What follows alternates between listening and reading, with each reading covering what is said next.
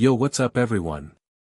It's Fiction Moon, and today we're checking out, what if Harry was a phoenix hybrid who burned every binding on his soul at age 7 and claimed the Potter family throne? Drop a like if you're hyped. Subscribe for daily content. Let's get this story started. Chapter 1, The burning. The cupboard under the stairs smelled like old shoes and broken promises. Harry had lived in it for as long as he could remember, which wasn't saying much. 7 years of memory, most of it grey and damp and punctuated by Dudley's fists and Aunt Petunia's shrieking. He'd learned early that the best thing to do in the cupboard was make himself small. Quiet. Invisible. The Dursleys liked him best when he forgot he existed. The problem, on the morning of his 7th birthday, was that Harry couldn't seem to manage it.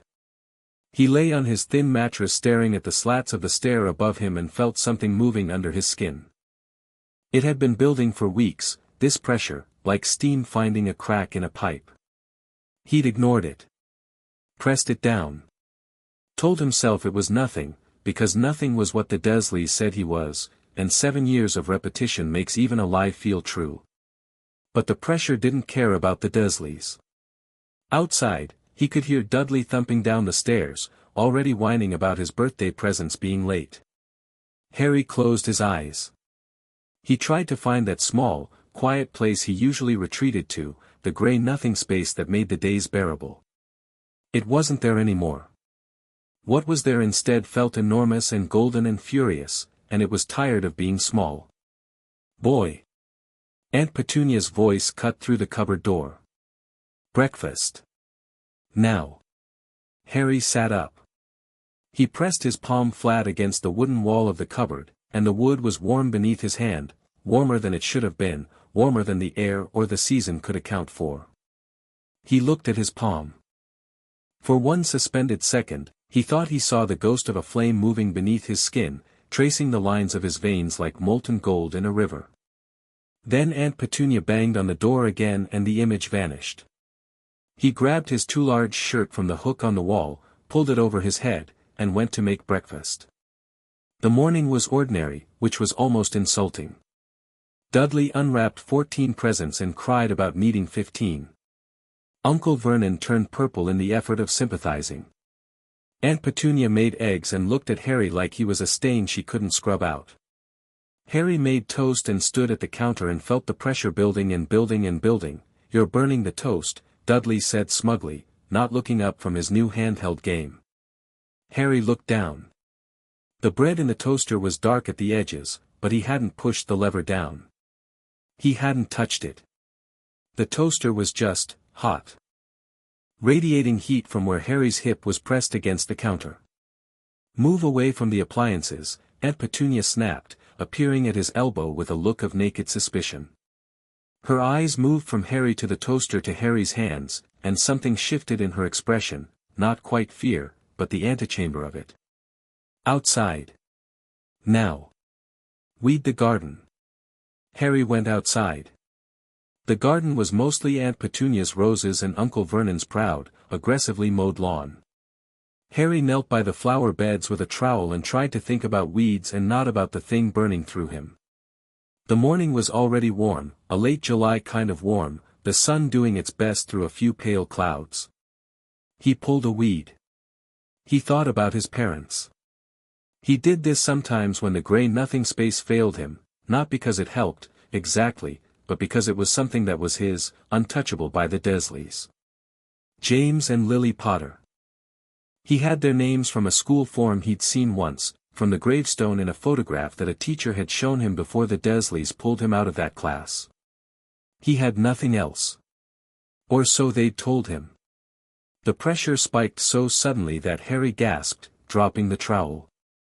He pressed both hands flat against the earth and the soil was immediately warm beneath his palms. The roses trembled in a wind that wasn't there. Something inside him cracked wide open, not painfully, or not only painfully, more like a door that had been wedged shut for years finally splintering off its hinges. He felt it all at once. 7 layers of binding, unraveling like burning thread.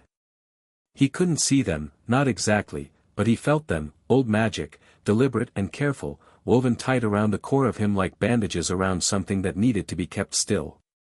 7 separate constraints, each one intricate and purposeful, each one placed there by the same careful hands. As they burned away, Harry felt them as losses and then as freedoms, each one following the last with gathering speed, like a chain of candles being lit in a dark room until the whole room blazed. The 7th binding dissolved and Harry ignited. Not in the way that hurts. In the way that means something has finally, irreversibly begun. He stood up from the flower bed and he was, without being aware of a transition, 2 feet off the ground. Golden light was pouring out of him in ribbons, and his hair, always dark and wild, had gone incandescent at the tips, each strand burning like a slow fuse without consuming itself. He looked at his hands and they were wreathed in flame that had no heat in it that wanted to hurt him, warm and familiar as sunlight. A sound escaped him that wasn't quite a word or quite a cry. It was something between a sob and a laugh, and it scattered the pigeons off the fence at the end of the garden. Then Aunt Petunia's scream cut through everything. She was in the doorway, white as chalk, one hand over her mouth. Behind her, Uncle Vernon had his hands on her shoulders and was staring at Harry with the particular expression of a man whose worst fears have been specifically confirmed. Dudley peered around Vernon's arm, slack-jawed. Harry floated gently back to earth. The light faded to a simmer, still there, still warm under his skin, but no longer pouring out of him. He looked at his aunt and uncle, and something settled in him that he had no name for yet, though he would later understand it as the simple absence of fear. "What," said Uncle Vernon, in a voice stretched very thin, "was that?" "I don't know yet," Harry said honestly. "But I think I'm going to find out." "You are going straight back into your—" "No," said Harry. The word came out quiet and absolute. Uncle Vernon went very still. Petunia made a small sound. Even Dudley seemed to understand that something fundamental had changed in the power dynamic of number 4, Privet Drive, because he retreated fully behind his father and didn't re-emerge. "I'm going to go inside," Harry said, with the preternatural calm of someone who has just had their entire internal world restructured, "and I'm going to pack whatever is mine. And then I'm going to leave." "You are 10, you are 7 years old," Uncle Vernon sputtered, recalibrating. "You can't just leave." "There are laws, about children," Harry agreed pleasantly. "And about magic." He looked at his hands again, where traces of gold still moved like sunlight through water. "I don't think normal laws quite apply to whatever I am. But I appreciate your concern." He walked past them and into the house. He didn't own much. In practical terms, what was Harry's amounted to? A photograph he'd stolen from a drawer in Vernon's study 3 years ago, James and Lily Potter, young and laughing, waving from a beach somewhere, a small collection of smooth stones he'd found during Dudley's school trips that the Dursleys had been required to take him on, a library book about birds of prey he'd checked out 6 months ago and kept forgetting to return, and the thin mattress and single blanket from the cupboard, which he decided he didn't want enough to drag anywhere. He wrapped the photograph in his one spare sock. He put the stones in his other sock. He kept the bird book because something made him want it, though he couldn't have said what. He found his school rucksack, small, scuffed, a hand-me-down from Dudley with a broken zip he'd fixed himself, and put everything in it. He changed into his least oversized clothes, which were still 2 sizes too big. He found the £11.40 he'd saved over 2 years by charging Dudley's friends 2 pence each to hear what was wrong with their hands, not palmistry, exactly, Harry just sometimes knew things about people, and put that in his pocket. He stood in the hallway. Petunia was hovering at the kitchen door. She hadn't called the police, which told Harry she'd thought about it and realized that police were not equipped for whatever Harry was. Vernon was in the sitting room making the noises of a man trying to convince himself everything would be fine if he sat still. "Petunia," Harry said. She flinched at her name from him, he never used it. "What? Did you know?" "That I wasn't normal." He said it without accusation, simply wanting to understand. "Did someone tell you what I was?" The flinch turned into something much more complicated. "Grief, maybe, or its scar tissue. She pressed her lips together. We were told, she said carefully, that you needed to be kept ordinary. That if you were kept ordinary, you'd be safe. Who told you? She looked at the floor. Letters. An old man. He came once, when you were brought, when you were left here. Her chin lifted. We did what we were told. You did what was convenient, Harry said, not unkindly, and called it protection. He pulled the rucksack onto one shoulder. Goodbye, Aunt Petunia. He opened the front door. The street was ordinary in every direction, parked cars, someone mowing a lawn, a postman finishing his round. Harry stood on the front step, 7 years old in too big clothes with 11 pounds in his pocket, and took a breath. The golden warmth in him pulsed, steady as a heartbeat. He turned right and started walking. He didn't know where he was going. He discovered about 40 minutes into the walk that this didn't matter, because apparently he did know where he was going. His feet knew, the warm thing in his chest knew, tugging him in directions like a compass finding north. It led him to the high street, then to a bus stop, and when the bus came, it was going to London. The driver didn't ask a 7-year-old why he was traveling alone. Harry suspected this was the warmth in him again, doing something to the way people's attention moved. He sat by the window and opened the Bird book. He'd looked at it a dozen times before, but today he opened it to a page he'd never noticed, or perhaps never been allowed to notice. A full-page illustration of a bird that shouldn't have been in a library book about ordinary birds of prey, crimson and gold, trailing flame, burning without diminishing, eyes like twin suns. Phoenix, read the caption. Mythological creature, believed by many cultures to represent rebirth, immortality, and sacred fire. Associated with royalty in both Eastern and Western magical traditions. Said to choose its companions, never to be owned. Tears, healing. Song, clarity. Fire, purifying. Harry read it twice. Then he looked at his hands for a long moment. "Ha," he said. The elderly woman in the seat across the aisle peered at him over her knitting.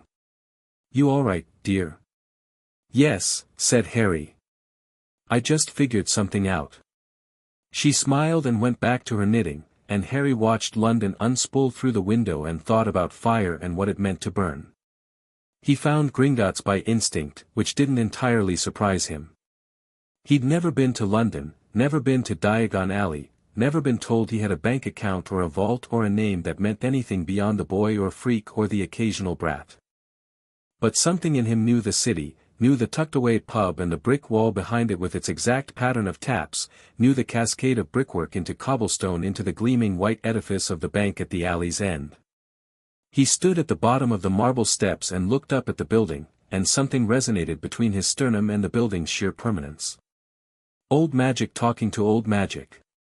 The goblins at the entrance stared at him as he came up the steps. Not with the polite but unwilling attention they directed at adult witches and wizards. With something more arrested than that, a hard, sharp attention, like blades turning toward a source of light. The nearest goblin, ancient, scarred, wearing an expression that suggested he had seen empires built and toppled and found both events moderately interesting, stepped forward as Harry reached the door. "You," the goblin said, and his voice was not the dismissive bark he probably aimed at most children who came up these steps. It was measuring. Careful. "Who are you, boy?" Harry met the goblin's eyes directly, which he gathered from the goblin's slight stiffening was not something most humans did comfortably. "Harry Potter," he said.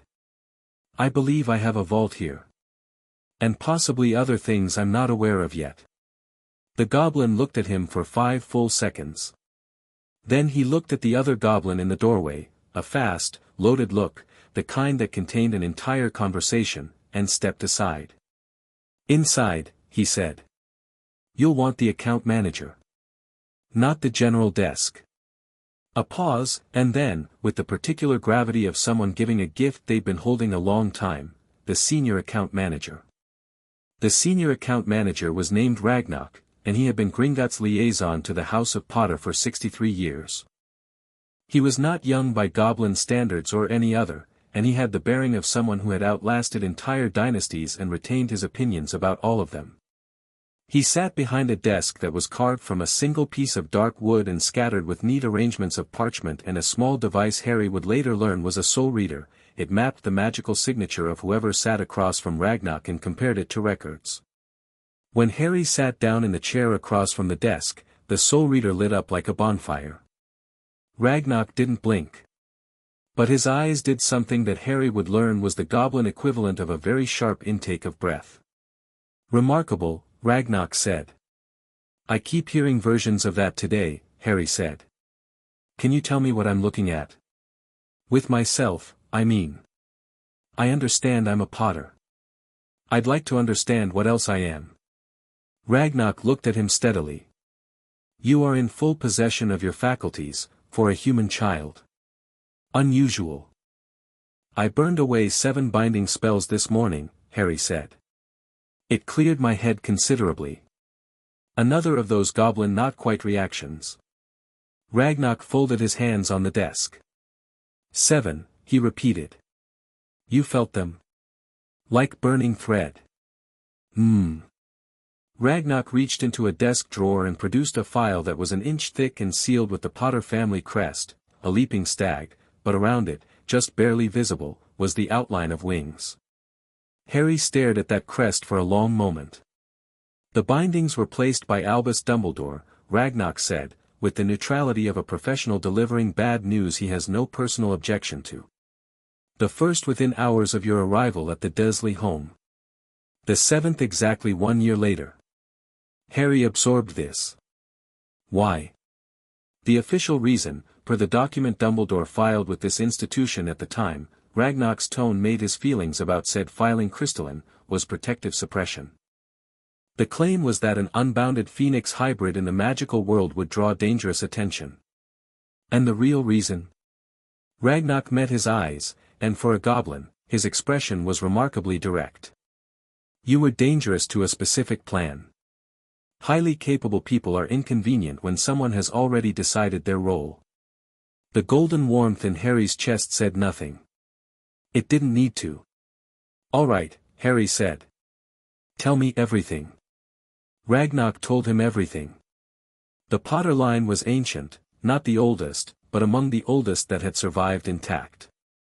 Ignotus Peveril's blood ran through it, which Harry filed away for later. More relevantly, 3 generations back, a Potter ancestor named Selim had been a self-transforming animagus of a kind so advanced that the magical community had largely decided to call it something else, transcendence. Selim Potter had not become an animal. He had become fire. He had spent 6 years in correspondence with Fawkes, not Dumbledore's Fawkes, but Fawkes's line, the ancestral flame, and something had passed between them, blood and fire and will, and it had woven itself into the Potter family magic at a level that could only be called soul-deep. 3 generations of dormancy. Then James Potter married Lily Evans, whose own blood contained something of the ancient. Her gift for charm work was not ordinary talent but the echo of a different kind of magic, sacrificial and pure. When those 2 bloodlines combined in Harry, and when Voldemort's killing curse hit a child protected by sacrificial love and activated the phoenix nature rather than destroying the human boy, the curse, Ragnak said, did not simply fail. It struck something it could not consume. Your phoenix nature absorbed the death magic and transmuted it. In the process, it bound a fragment of Tom Riddle's soul to your scar, but your nature has been, since that night, slowly burning that fragment away. Harry reached up and touched the lightning bolt scar on his forehead. It was warm. Had always been warm. He'd thought that was normal. "Is it gone?" he asked. "The fragment?" "Based on the Soul Reader's reading today." Ragnak tilted his head. "Approximately 80% resolved. Your nature has been working on it for 7 years without any assistance." "Good," Harry said simply. "Then, what about my parents' will?" This was what made Ragnak's expression shift in a way that was unmistakably, beneath all the professional neutrality, anger. "The will," Ragnak said, "was sealed by order of the chief warlock of the Wizengamot. Albus Dumbledore, in that capacity, issued a seal on the grounds of ongoing security concerns. He opened the thick file and slid a parchment across the desk. However, that seal only applies to human legal proceedings. Gringotts operates under Goblin law in all vault-related matters. As the primary heir and now awakened heir of House Potter, you have the right to a full reading. Harry picked up the parchment. It was dated October 30th, 1981.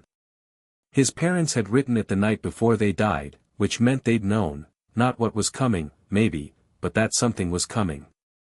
The handwriting was two different styles. James's was quick and slanted, Lily's was neat and slightly more formal. They'd written it together, probably sitting at the same table. He read it slowly. To our son, Harry James Potter, if you are reading this, then we are gone. We are sorry. We are so sorry. We were given no choice that we could see, and we chose to trust, and we hope the trust was worth it. But if you are reading this without anyone standing beside you to explain it, then it was not, and for that we are sorrier still. Harry, you are a Phoenix hybrid. You carry Selim's gift and something new besides, something your mother and I have been trying to understand since you were born. You are the first of your kind in 3 generations to manifest fully, and what you can do is beyond what we have language for.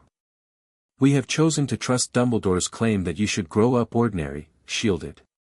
If we are wrong, forgive us. If you are reading this at 10 or 12 or 15 and you figured it out on your own, then you are exactly as extraordinary as we always knew you were. What belongs to you? The Potter Vaults, primary and secondary. Potter Manor in Wiltshire. The seat in the Wisengamot. The family magical artifacts, detailed in Appendix B. And the lordship of the ancient and noble House of Potter, which you may claim by blood ritual at Gringotts when you are ready. It cannot be taken from you. It can only be claimed or left unclaimed. We love you. We are proud of you. Be loud. Be bright. Be impossible to ignore. We named you for those things.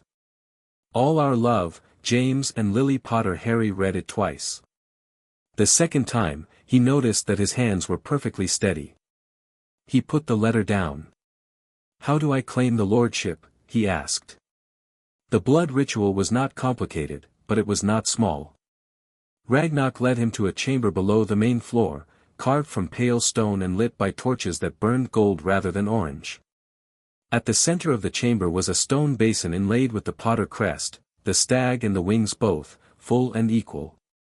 Around the basin, lines of inscription in a language older than Latin. The room smelled of hot metal and deep earth and something Harry didn't have a name for yet. The ritual requires your willing blood and your spoken intent, Ragnarok said. That is all. House magic does the rest.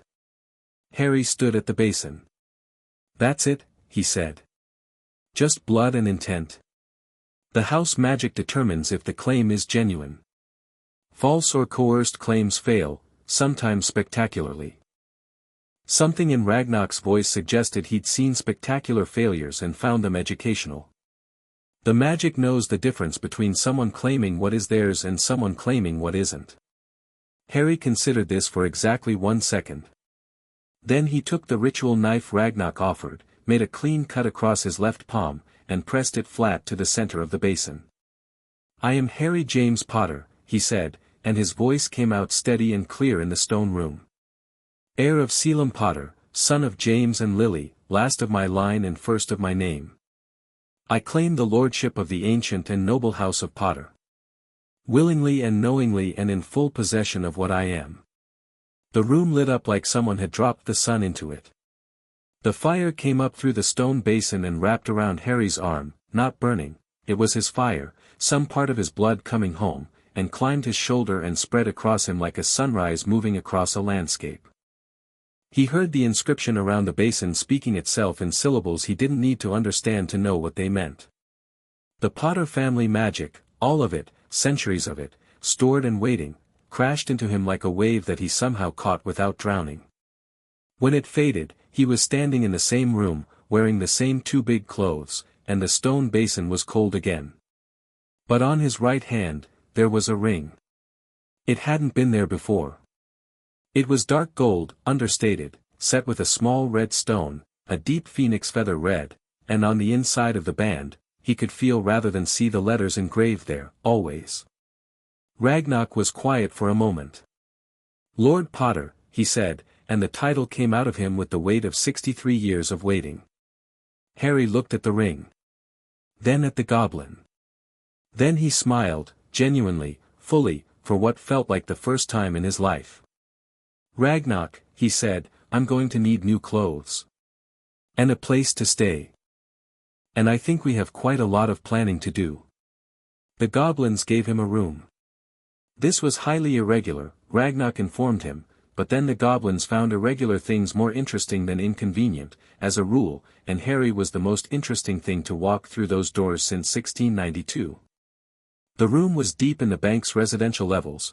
Gringotts kept quarters for clients in complicated circumstances, and it was small and stonewalled and absolutely perfect because it was his. He sat on the bed and looked at the ring on his hand. He thought about Dumbledore, who had put 7 bindings on a baby and called it protection. He turned the thought over without rage, not because he wasn't angry, but because the anger had no fear mixed into it, and anger without fear is just information. The information was clear, someone had decided his role before he'd had any say. Someone thought they knew what Harry was for. Harry was developing very strong opinions about being told what he was for. He thought about his parents, writing their will the night before they died, and found that grief and he were not strangers to each other. He sat with it. He didn't push it into the grey nothing space because the grey nothing space was gone, burned away along with everything else, and he found that he was actually grateful for that.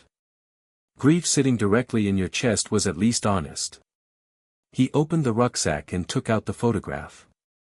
James and Lily on the beach, waving and laughing. He propped it against the small lamp on the bedside table. I found Gringotts, he told them. And apparently I'm a phoenix hybrid, which, I think you knew that. I read your letter. He paused. Mum's handwriting is really nice. Another pause. I'm going to figure the rest out. I promise. The photograph waved back, unhurried. Harry lay back on the bed and stared at the stone ceiling and let the golden warmth in his chest pulse and breathe and exist without apology. Outside, in the magical world that would take approximately 2 days to realize something had fundamentally shifted, Albus Dumbledore sat in his office in Hogwarts and frowned at the small device on his desk, a golden instrument, one of dozens, each tied to a specific magical monitoring charm. The one tied to Harry Potter's suppression bindings had just gone dark. All 7 at once. Dumbledore sat forward in his chair, and his expression did something that people who admired him would have found difficult to recognize. It went afraid. Fawkes, he said. The phoenix on the perch tilted his head and said nothing. There was something almost pointed in his silence. Dumbledore reached for a piece of parchment, then stopped, then reached again, then stopped. He stood up and walked to the window and looked out at the grounds and the lake and the mountains beyond, and he thought about what a phoenix hybrid who had just burned through 7 carefully constructed suppression wards at the age of 7 would become. He thought about the prophecy. He thought about the plan. He thought about all the careful architecture he had built to get from here to the necessary ending. Then he thought about James Potter, who had always looked at him with that particular look of someone who trusted you and wanted to make sure you knew it, and Lily Potter, who had never quite trusted him and had never quite said so but whose eyes had always said it for her. Merlin, Dumbledore said quietly, to no one. Fawkes made a sound. It might have been agreement. It might have been something sharper. 3 days after the burning, Harry Potter returned to Privet Drive for exactly 11 minutes. He came with a goblin escort, 2 of them, flanking him with the calm readiness of people who had escorted more powerful beings than this and remained standing, and he went to the cupboard under the stairs and retrieved the last thing he'd left behind, a small tin box pushed into the gap between the wall and the water pipe, hidden so well he'd half forgotten it. Inside the box, a crumpled drawing of a bird made by a 4-year-old Harry who had not known what a phoenix was but had apparently dreamed one with enough detail to draw the crest and the wings and the fire accurately. And a tooth he'd lost at 5, preserved because he'd read in a book that some creatures kept their first shed things. And a note in his own uneven child handwriting that said, "My name is Harry Potter and I am real." He stood in the cupboard that had been his world and looked at this small collection of his own insistence that he existed, and he felt the grief and the rage together and let them both be present and real, and then he put the tin carefully in his rucksack next to the photograph. Petunia was in the doorway. She'd come, he thought, because she felt she should. Her expression was complicated and tired. "Where will you go?" she asked. "Somewhere mine," Harry said. He came out of the cupboard. The goblins at the end of the hall waited without comment. "Petunia." He stopped. "For what it's worth, I don't think you're a bad person. I think you were given something impossible and no tools to manage it. But you should know that what was done to me here, the cupboard, everything, it was done while someone powerful looked the other way. And I intend to make sure that person understands that." She looked at the floor. "Dumbledore. You know his name. He left a letter. When you were left here." She pressed her lips together. "He said you'd be safe. That keeping you ordinary would keep you safe." "Safe for what?" Harry said. "Safe for whom?" He adjusted the rucksack on his shoulder. "Goodbye, Aunt Petunia. Have a nice life." He walked down the front path. One of the goblins fell into step on his left, the other on his right. He didn't look back. The letter reached Dumbledore the same afternoon, delivered not by Owl but by a Gringotts courier, a small, very correct goblin who handed it over with 2 hands and the expression of someone delivering something that required witnesses. Dumbledore read it at his desk. It was on Potter family stationery, which Gringotts had clearly just pulled from archives, the Potter crest printed clearly at the top, stag and wings both, unmistakably. The handwriting was a 7-year-old's, uneven and determined. "Dear Professor Dumbledore, my name is Harry James Potter. I am the Lord of the ancient and noble House of Potter. I understand that you placed 7 magical bindings on me without my consent or my parents' post-mortem consent, and that you have been managing circumstances around my life in ways that suit a plan I was not made party to. I want you to know that I am well. I am safe. I am not angry, exactly, though I reserve the right to be later. What I am is informed, and I intend to remain so. I will attend Hogwarts when I am 11, as my parents intended. Between now and then, I will be educating myself in matters that should not have been kept from me. Please don't send anyone to find me. I will know if you do, and I will not appreciate it. Regards, Harry James Potter, Lord of House Potter." Dumbledore put the letter down. He picked up the small golden instrument that had once monitored Harry's bindings and looked at its dark, motionless face. Then he set it down, folded his hands, and sat for a long time in silence while Fawkes watched him from the perch and the castle breathed around them both. In Wiltshire, in a manor that had been shut and waiting for 6 years, a set of wards came alive one by one, feeling the new bearer of the Potter ring moving toward them, recognizing the blood, preparing. Dust settled. Fires lit in empty grates. Portraits on the walls woke, blinked, and looked at each other with expressions ranging from delighted to stunned. A portrait of a man with James Potter's jaw and a fierce, warm face, Selim Potter, in his best formal robes, looking exactly like a man who had spent 6 years talking to a phoenix and come out of it changed in ways that suited him, leaned forward in his frame and looked at the front gate. "About time," Selim Potter said, to no one in particular. The gates opened. And Harry Potter, Lord of House Potter, 7 years old and carrying everything he owned in a single rucksack, walked up the drive to his home for the first time. The manor was bigger than he'd expected and smaller than he'd feared, and the front door opened by itself as he came up the steps, which he found charming rather than alarming.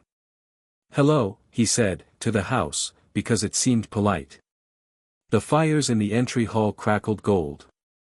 Harry stepped inside, and the door closed quietly behind him, and for the first time in 7 years, Harry Potter was exactly where he was supposed to be.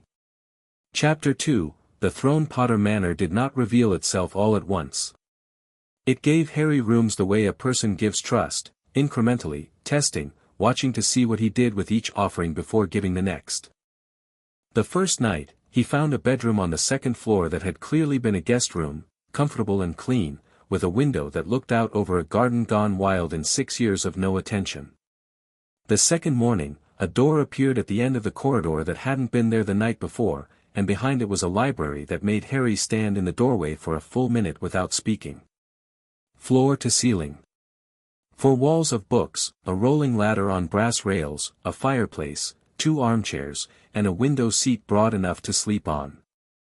A card catalog in one corner, alphabetized and cross-referenced, which he discovered was magically maintained. If he thought of a topic and went to the catalog, it would show him what was available. He looked up Phoenix Hybrid first. The catalog produced 7 entries. He read all 7 over the next 2 days, cross-legged on the window seat with the fire going and Selim's portrait watching him from the wall with the look of a man who wants very much to ask questions but is restraining himself on principle. On the 3rd day, Harry looked up from the 5th book and said, "You can ask." Selim Potter's portrait leaned forward immediately, with the energy of someone who had been holding a thought for a very long time. "Can you flame travel yet?" "What's that?" "Teleportation through fire. It's, think of apparition, but instead of crushing yourself through space, you burn through it. It's considerably more elegant." The portrait paused. "Though I should say that I managed it at 14, so there's no, can I practice in the garden?" Selim blinked. "You're 7. I'm also a Phoenix Hybrid who burned off 7 binding charms before breakfast," Harry said pleasantly. "The garden?" Yes, the garden is fine. Don't set the south hedge on fire, it's older than the house." He managed flame travel on his 6th attempt. The first 5 produced varying degrees of golden fire with no actual movement through space. The 6th produced a stomach-lurching sensation, a brief overwhelming impression of being made of light, and then Harry was standing 12 feet from where he'd started, facing the wrong direction, with singed eyebrows. He turned around. Looked at where he'd been standing. Grinned. He practiced until he could do it reliably in any direction, and then he practiced until the fire was contained, just a brief shimmer of heat around him rather than a visible conflagration, the kind of thing you might mistake for a trick of the light. This took the better part of a week, and by the end of it he smelled permanently of wood smoke and his appetite had doubled, which sent him back to the books with a specific question about Phoenix Hybrid metabolic rates. The answer was interesting. Phoenix fire ran on intent and energy, and both of those came from somewhere. Food, primarily, in a child. Later, emotional intensity, according to Selim's private notes, which turned out to be tucked into the back of the 3rd book, handwritten on loose parchment in an architect's precise hand, the fire would learn to draw sustenance from other sources. But for now, food. Harry wrote to Ragnarok asking about household management. By the following Monday, Potter Manor had a small staff, 3 house elves who had been in Gringotts' care since the manor's closure, waiting contractually for the return of a Potter heir. They were named Brix, Sella, and an older one, Tally, who had been James Potter's personal house elf since James was 8 and who, when Harry introduced himself, burst into tears of such apparent joy that Harry was deeply alarmed for approximately 30 seconds before Tally composed herself, straightened, and said with enormous dignity, "Young master is home. Tally will make steak." "I don't, that's a lot, you don't need to, Tally will make steak," Tally repeated, in the tone of someone whose decisions had been made, and disappeared. Harry looked at Selim's portrait. "Don't argue with Tally," Selim advised. "She once made my great-great-grandmother cry by sheer force of helpfulness. It's a gift." He spent the summer learning. Not the way school worked, not linearly, textbook by textbook, chapter by chapter. He pulled books off shelves by instinct and read them in whatever order they demanded and let the information build itself into something architectural. He read about family magic and bloodlines. He read about the Wiesengemot and its structures, its seats, its procedures. He read about every significant magical family in Britain over the last 3 centuries and their relationships to one another and to power. He read about Voldemort, which was not difficult because Sealam's library had a solid history section and several private diaries from the years of the First War. He read about Dumbledore. That was the most complex reading, because Dumbledore was not a simple person. He was a person who had done an enormous number of extraordinary things with genuine brilliance and equally genuine care, and had somewhere along the way developed the habit of deciding that his understanding of a situation was complete when it was only large.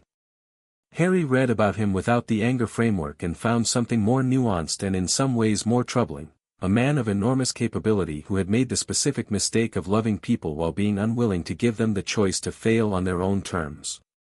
He wrote that in the margin of the relevant biography in very small letters. Then he wrote "I will not make this mistake" underneath it. Then, because he was 7 and allowed to have feelings, he wrote also he put 7 binding spells on a baby, which remains completely unacceptable underneath that. He studied the Goblin report on the Potter vaults. The primary vault was substantial, the kind of wealth that didn't shout, it simply was, like old forests or deep rivers. The secondary vault contained artifacts, a pensieve, an invisibility cloak that Ragnarok noted was of unusual quality, several family journals, and a sealed box labeled in James Potter's handwriting, "For Harry. When he's ready." He asked Ragnarok to send the cloak and the journals and the sealed box to the manor. The pensieve, he decided, could wait until he had more memories worth examining. The box arrived by Goblin courier. He sat on the library floor with Sealam's portrait watching and Tally hovering anxiously in the doorway with a plate of biscuits, and he opened it. Inside, a pair of James Potter's old Quidditch gloves, worn soft with use. A small mirror, one of a pair, the other half, a note in the box explained, had been given to Sirius Black. A photograph of the 4 marauders, James, Sirius, Remus, and Pettigrew, young and ridiculous, someone's arm always draped over someone else's shoulder. A letter. He read the letter. "Harry, if you found this box, you're either ready or you decided you were ready, which in a Potter amounts to the same thing. There's not much time, so here, Sirius did not betray us. He was framed. Peter Pettigrew was the secret keeper, not Sirius. If Sirius is in Azkaban, he's there wrongly, and I need you to fix it. You're probably old enough to know I'm asking a lot. I'm asking it anyway because there's no one else I trust to both understand why it matters and actually do something about it. The mirror is one of a pair. Sirius has the other one. If he still has it, if it survived Azkaban, if it still works, you can reach him through it. Get your godfather out, son. He loves you to pieces and he'll be better for it than sitting in that place." Dad. Harry put the letter down on his knee. He picked up the mirror.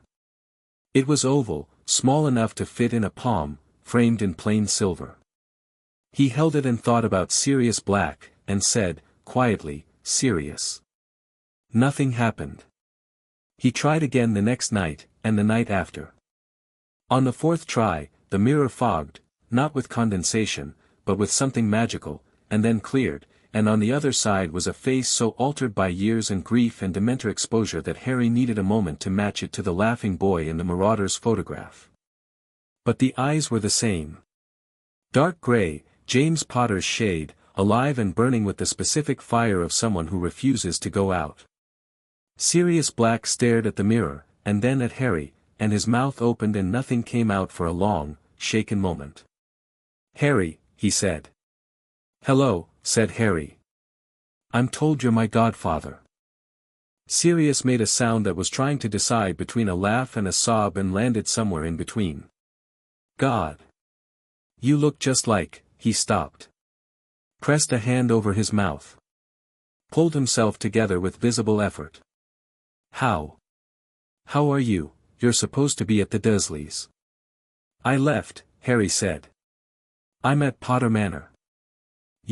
How did you?" "I'm a Phoenix hybrid," Harry said, because the most efficient thing to do with complicated information was stated plainly.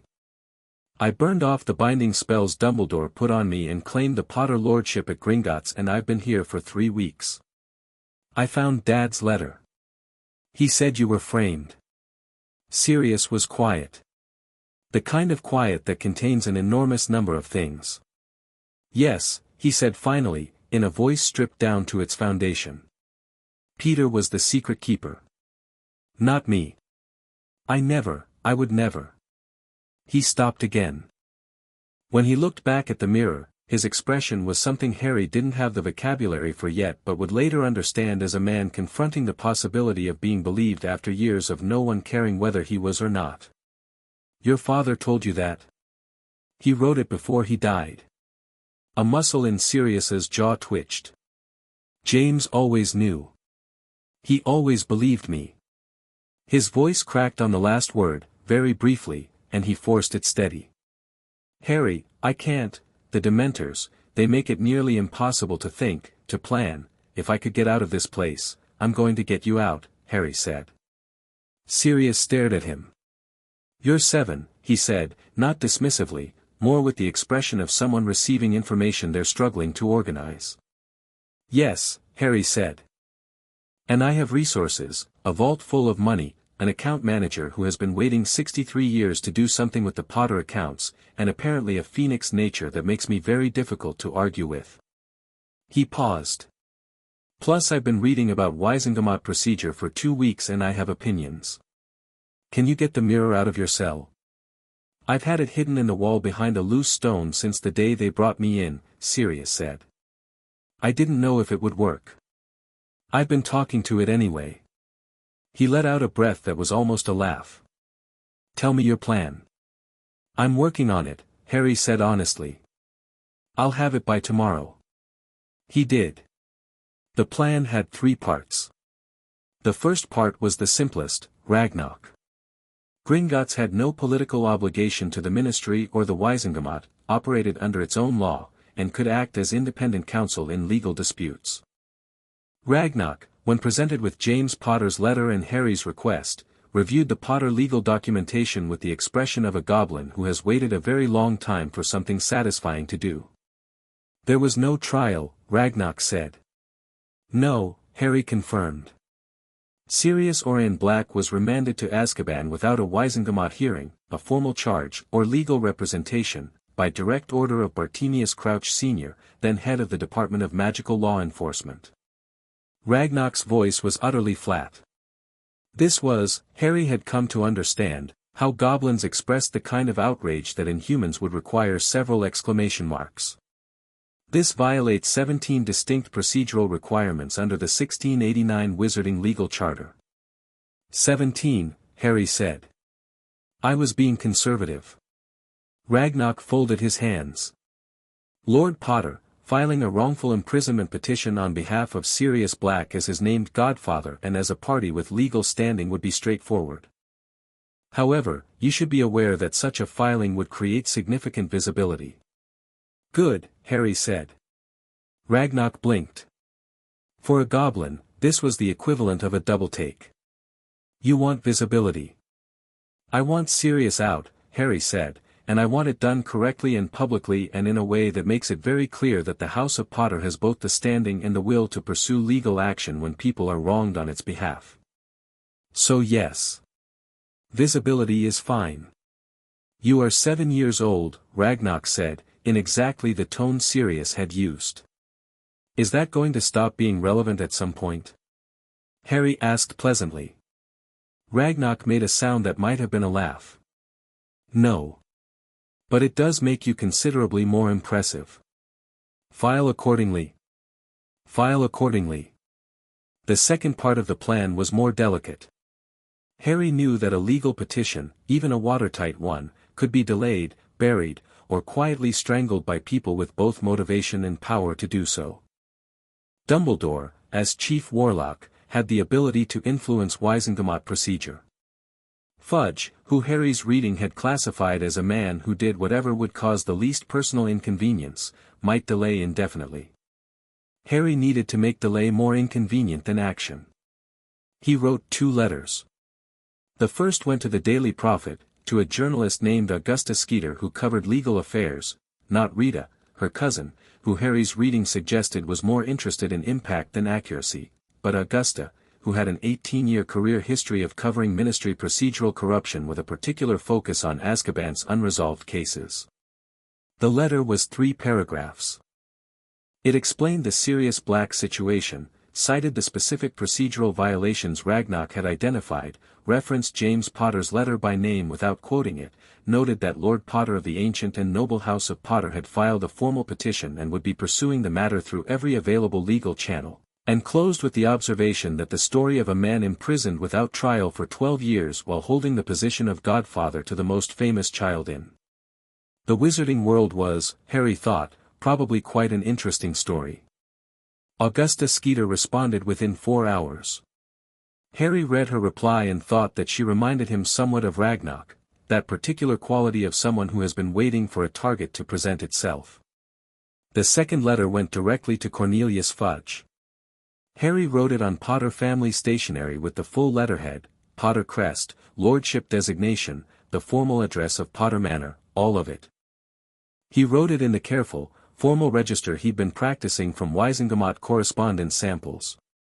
Minister Fudge, I write to inform you that as Lord of the ancient and noble House of Potter, I have today filed a formal petition for the review and immediate release of Sirius Orion Black, wrongly imprisoned under order of the former head of the DMLE without trial, charge, or legal representation. Gringotts Legal Division is acting as independent counsel. I am aware that Wisingamot procedure allows for petitions of this type to be reviewed within 30 days. I am also aware that they are, in practice, frequently delayed. I would like to respectfully suggest that delay in this matter would be unfortunate, given the current media interest in the question of procedural failures at Azkaban and the specific circumstances of Mr. Black's imprisonment. The House of Potter is prepared to be patient in all things. We are less prepared to be patient in this one. Respectfully yours, Harry James Potter, Lord of House Potter. He sent it, and then went to find Tally and eat an enormous lunch, because flame travel practice followed by legal correspondence apparently burned a great deal of energy. The third part of the plan was the hardest. Harry held the mirror every night and talked to Sirius, and on the 7th night, 2 weeks after the petition was filed, he said, I need to know about Peter Pettigrew. Sirius went still in the way of someone who has been holding something very heavy for a long time and has been asked to put it down somewhere they're not sure is safe. He faked his death, Harry said. Blew up a street, cut off his own finger. Transformed. He's an animagus, Sirius said. A rat. His voice was controlled in the way that suggested enormous control being exerted. Unregistered. He ran, and I chased him, and he was faster than me because he was already mid-transformation when I caught up, and then he screamed, and the street went, he stopped. Do you know where he is now? 12 years ago, he was in the northeast of England, Sirius said. In rat form, he could have gone anywhere. He'd look for somewhere safe. Somewhere he could keep his ear to the ground. Somewhere people wouldn't look twice at a rat. A magical family, Harry said. He'd want information. He'd attach himself to a magical family. That's what I'd do, Sirius said. He's scared, but he's not stupid. He'd want to know if Voldemort was coming back before Voldemort actually arrived. Harry filed this away. Peter Pettigrew was not the immediate problem, Sirius was the immediate problem, and the solution was in progress. But Peter Pettigrew was a loose thread that had been loose for 12 years, and loose threads had a way of becoming nooses. When you're out, Harry said, and you will be out, I want you to help me find him. Sirius looked at him through the mirror. There was something in his expression that was still recalibrating, still adjusting to the reality of Harry, 7 years old, small and messy-haired and looking so much like James that it must have been a physical ache, but speaking with the settled certainty of someone twice his age. Yeah, Sirius said softly. Yeah, we'll find him. Good. Harry paused. Also, I'm learning flame travel. Selim Potter's portrait is teaching me. He's, a lot. Selim is still in the portrait gallery. Sirius laughed, suddenly and fully, and it broke something loose in his face, the grief, the hollowness, the years of grey. For a moment he looked like the boy in the photograph. Oh, Merlin, He used to lecture James for hours about the family history. James would fall asleep and Selim would just keep going. He does that, Harry agreed, smiling. He's been very helpful though. He's brilliant, Sirius said, and then, more quietly, James loved him. Used to say Selim was proof that the Potters were supposed to be loud. Dad wrote that too, Harry said. In his letter. He told me to be loud. He looked at the ring on his hand. I'm working on it. The Wisengamot convened an emergency hearing 22 days after Harry's petition was filed. Harry did not attend in person. Ragnarok had advised against it, not because of capability but strategy, noting that a 7-year-old lord in the Wisengamot chamber would create a spectacle that might overshadow the legal substance. Harry had agreed, somewhat reluctantly, and instead sat in the library at Potter Manor with Selim's portrait watching and a copy of the agenda that Ragnarok had acquired through entirely legitimate Goblin information networks. Augusta Skeeter's article had run 3 days after Harry's letter. It was front page, which Harry gathered was unusual for legal affairs coverage, and it had done what he'd hoped, created a public record of the petition's existence before anyone could quietly make it disappear. Fudge, according to Ragnarok's sources, had been furious. Dumbledore had been unreadable, which Ragnarok described as concerning. The hearing lasted 4 hours. Harry sat by the fire and read a book about advanced flame working and tried not to think about the hearing until the mirror in his pocket warmed, Sirius's signal, agreed upon, meaning news. He grabbed it. Sirius's face in the mirror was different. Something had gone out of it that had been there so long it had started to seem structural. The gray, the hollowness. It was still there, because 12 years of Azkaban doesn't reverse in hours, but beneath it was something that hadn't been there before. Relief. Full exoneration, Sirius said. His voice was rough. Unanimous. Apparently once they read Pettigrew's file under Veritasrum testimony protocols and cross-referenced the forensic evidence from Ragnarok's people, the finger, the wand signatures, the witness accounts, he stopped. It wasn't even close, Harry. It should never have been close. It should never have happened. I know, Harry said. Crouch got publicly censured. Fudge is saying he'll launch a full review of no-trial committals. Sirius made a sound that was deeply skeptical of this promise but not ready to argue about it. I'm getting out tomorrow. They said tomorrow. Harry felt something unknot itself in his chest. Good. Harry. Sirius's voice dropped. I can't, I don't have the words for this.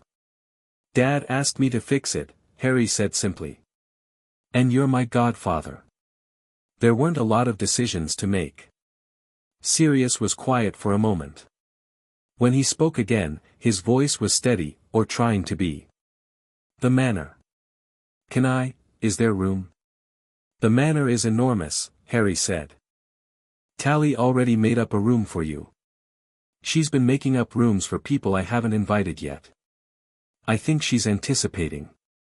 A sound from Sirius that was definitively a laugh this time. That's Tally. She's been making up rooms since your grandfather's time. Another pause, longer, heavier with feeling. I'm going to hug the life out of you when I get there, fair warning. I'm going to allow it, Harry said. Once. Twice, Sirius countered. I've been in Azkaban for 12 years. Fine. Twice. But I'm counting. Sirius arrived at Potter Manor the following afternoon. The Ministry had released him from Azkaban at 9 in the morning and held him for processing until noon, at which point Ragnarok's legal team had apparently presented the processing officials with a 17-page document on the illegality of extended post-exoneration detainment and they'd let him go quite quickly. He came up the drive on foot, because he'd arrived in the village by Port Key and walked from there, and Harry watched from the front door. Sirius was tall, or would be when he'd had several months of proper food. Right now he was lean in the way of something that had been worn down and not yet rebuilt. His hair was long and unwashed and his robes were the Azkaban-issue ones they'd given him on release, which were grey and deeply awful. He'd clearly attempted to put himself together and succeeded only somewhat. He looked up and saw Harry in the doorway. He stopped walking. Harry stepped off the front step and crossed the distance at a normal pace, because the moment felt like it required that, the full weight of the walk, no shortcuts. Sirius crouched when Harry was close, putting himself at Harry's level, and looked at him, really looked, the way you look at something you've needed to see for a long time. Taking inventory. Harry looked back, equally direct. "Hi," Harry said. "Hi," Sirius said, in the voice of a man holding enormous things together by sheer effort.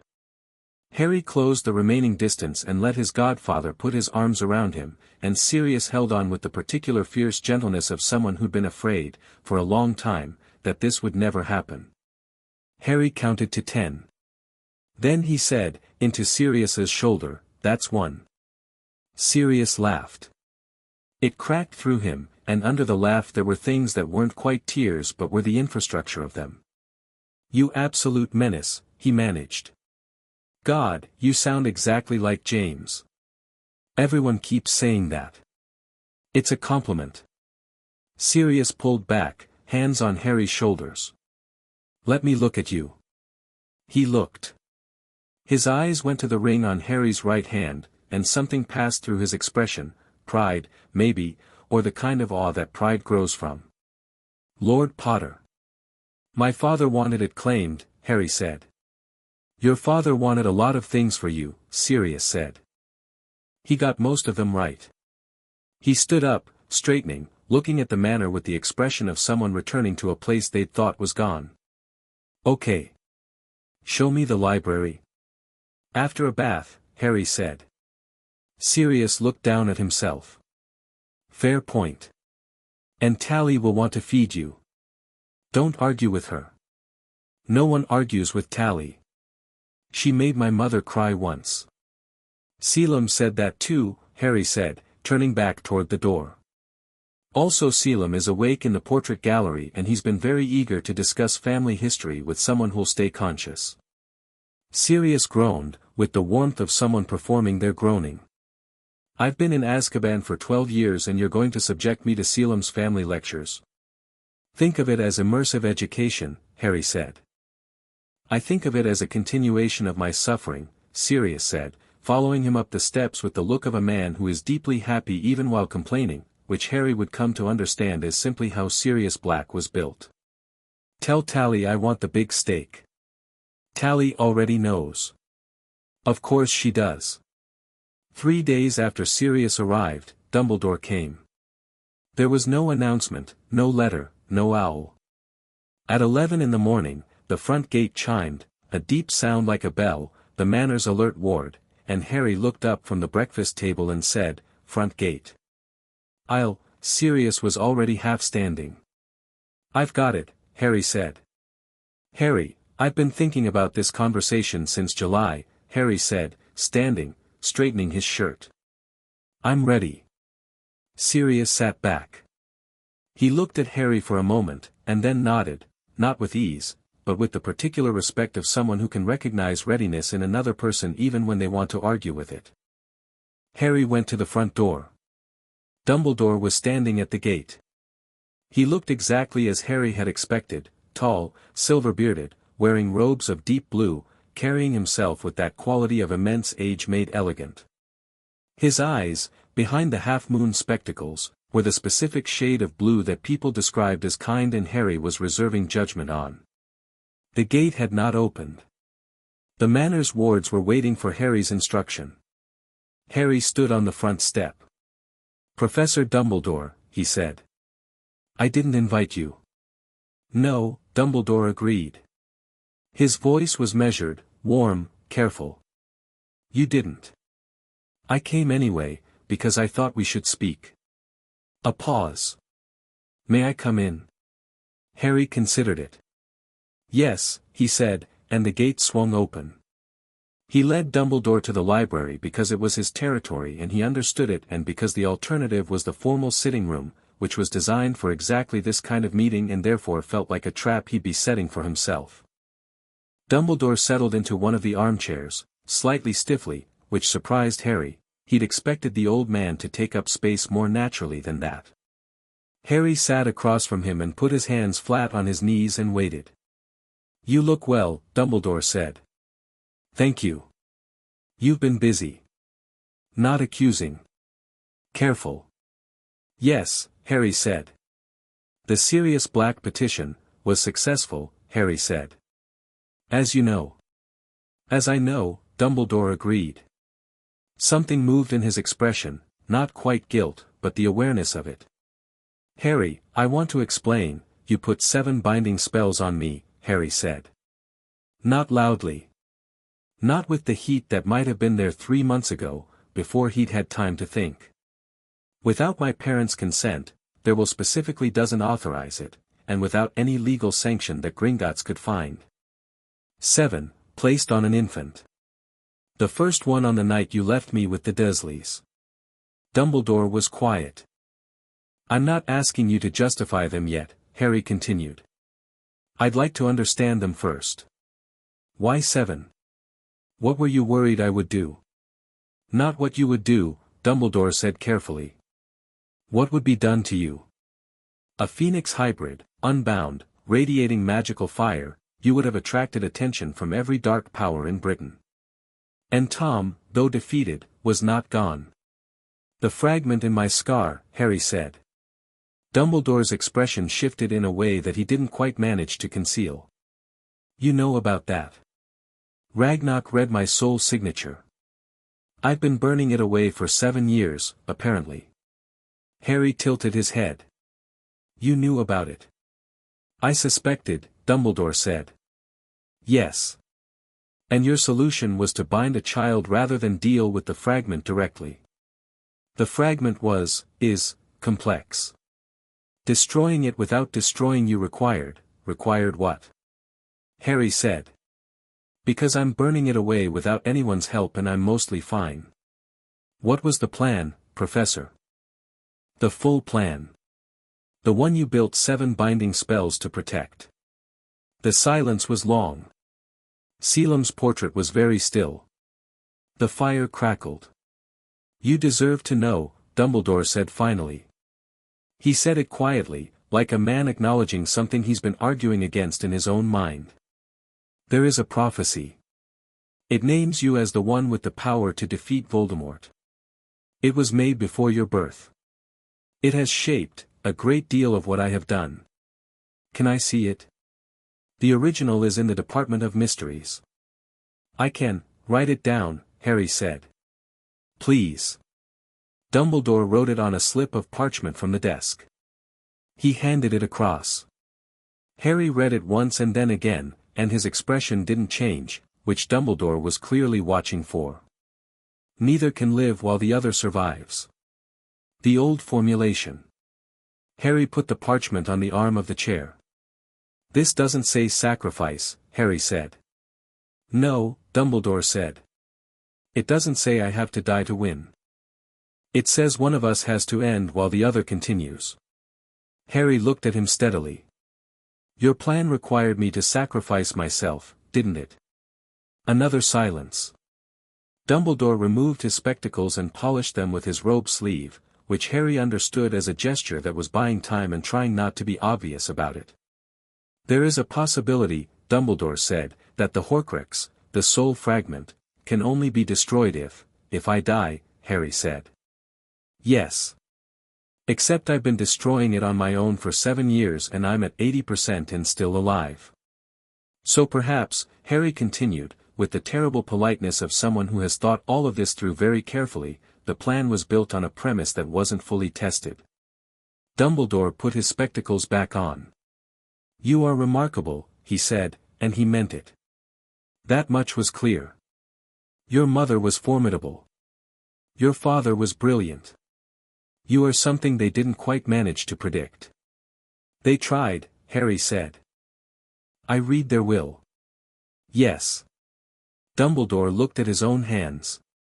"I sealed it. I should not have. I knew what it contained and yes. I should not have." It was, Harry thought, the first fully unguarded thing the man had said since arriving. He noted it. "I'm going to attend Hogwarts," Harry said. As planned.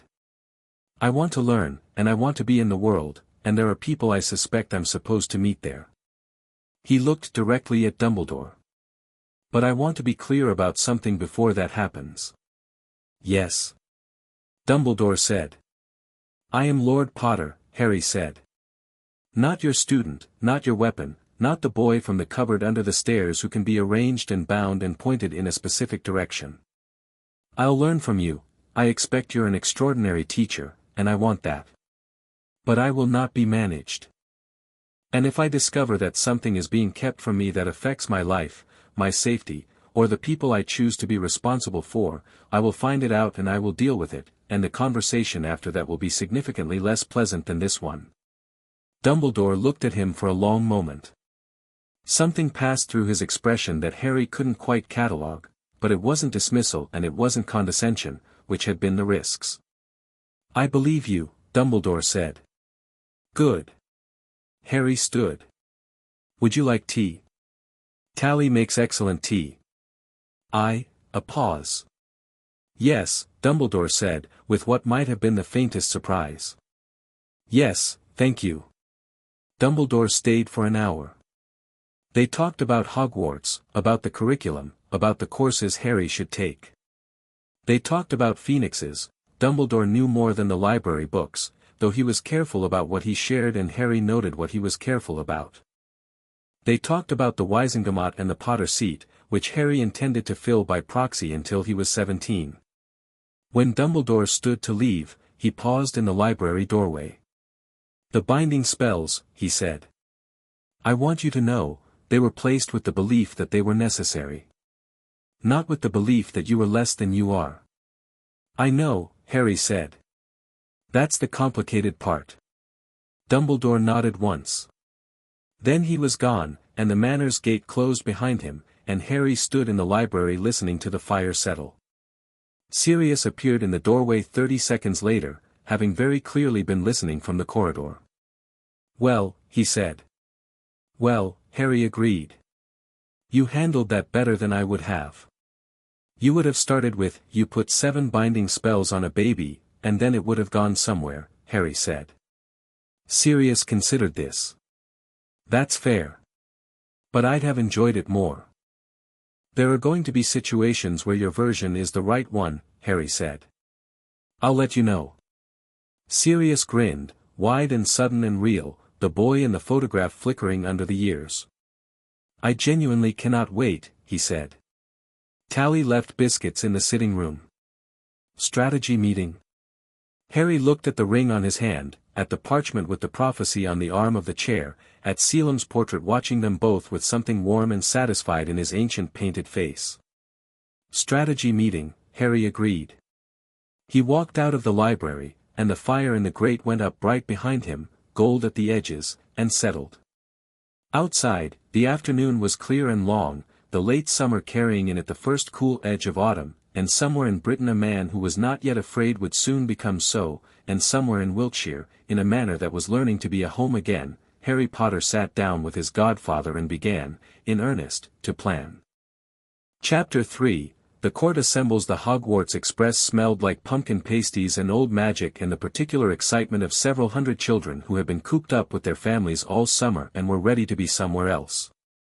Harry stood on platform 9 3/4 with Sirius beside him and took it all in, the scarlet engine steaming at the platform's edge, the trolleys loaded with owls and trunks, the clusters of families doing that thing families do at departures where they hug longer than necessary and say the same things twice. He'd read about all of it. Reading hadn't quite covered the noise.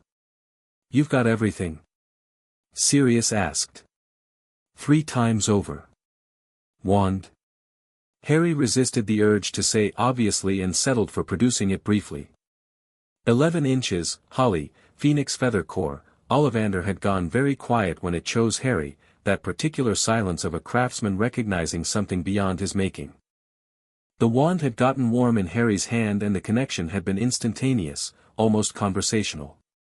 Ollivander had said, afterward, in a voice stripped of its usual theatricality, curious. Very curious indeed. The phoenix who gave that feather, he gave only one other. They are, In a sense, brothers. Harry had asked which wand. Ollivander had looked at him with great care and said, "The wand that gave you your scar." Harry had thought about that for 2 days and then filed it under interesting and manageable and moved on. "Wand," he confirmed, pocketing it. Sirius looked at him with the specific expression he'd developed over the past 3 months, something between parental pride and the unsettled awe of someone who keeps being surprised by the same person. "I keep thinking I should give you advice," he said. "Do you have any?" "Don't blow anything up in the first week." A pause. "Second week is fine." "Noted," Harry said, and picked up his trunk. He'd packed practically, books, robes, equipment, and 3 things that were not strictly academic. The sealed box his father had left him, which now lived under everything else. The mirror, which lived in his inner robe pocket. And a small framed version of the beach photograph, wrapped carefully in a spare sock because he intended to put it on his nightstand wherever he ended up sleeping. He hauled the trunk toward the train. Sirius came with him to the compartment door, and there was a moment, brief, slightly awkward with feeling, where neither of them said anything useful. "Don't let anyone tell you what you are," Sirius said finally. "No one gets to do that anymore," Harry said. "Good." Sirius ruffled his hair with the rough affection of someone who'd been practicing this gesture since August, getting comfortable with it. "Right. Mirror, I mean. Not owl." Every other night, Harry agreed, which had been their arrangement.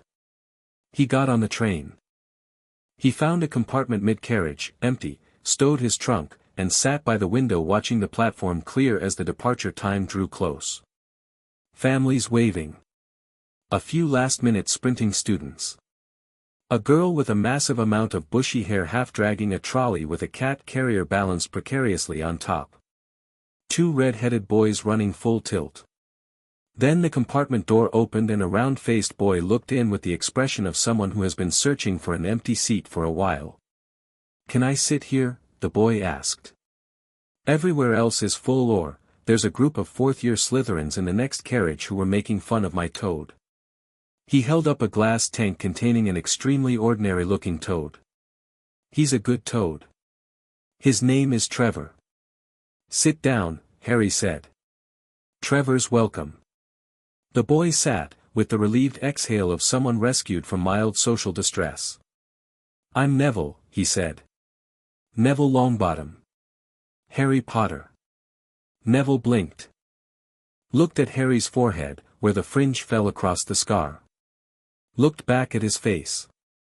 Did the arithmetic. "Oh," he said. "I didn't, Gran told me you were, She said you were at your aunt and uncle's."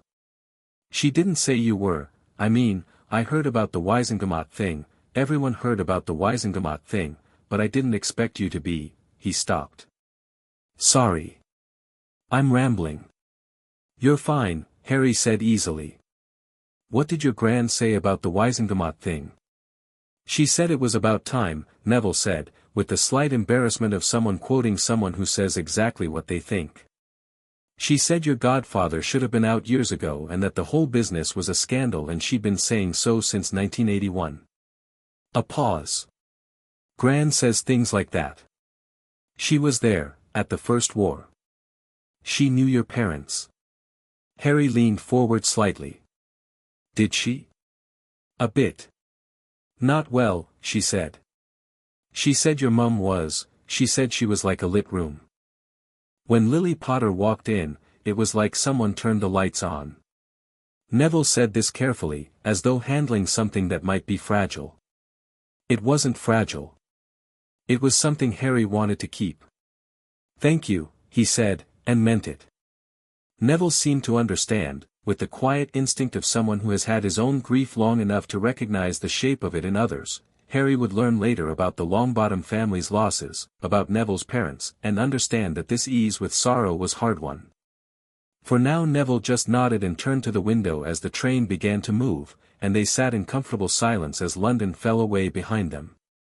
The comfortable silence lasted until the compartment door opened again.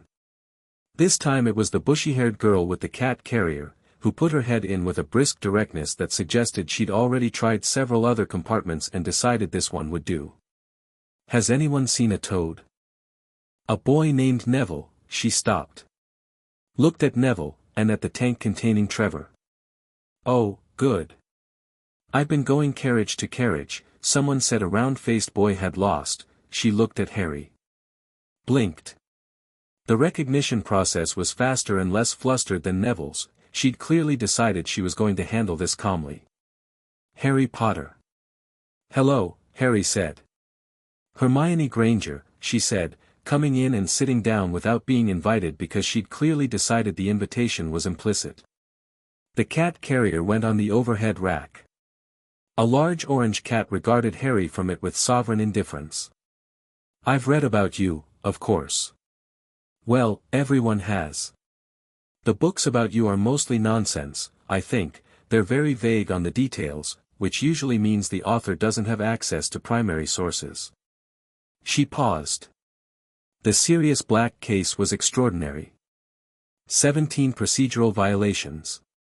"I know," Harry said. "Did you really write to Fudge directly?" "Yes." She looked at him with an expression he'd come to recognize over the following months as her version of being impressed, which was indistinguishable from being slightly suspicious. "That was very clever," she said, in the tone of someone making a concession. "Most adults wouldn't have thought of the media angle." "Most adults weren't motivated the way I was," Harry said. "Still." She settled her robes, straightened her back.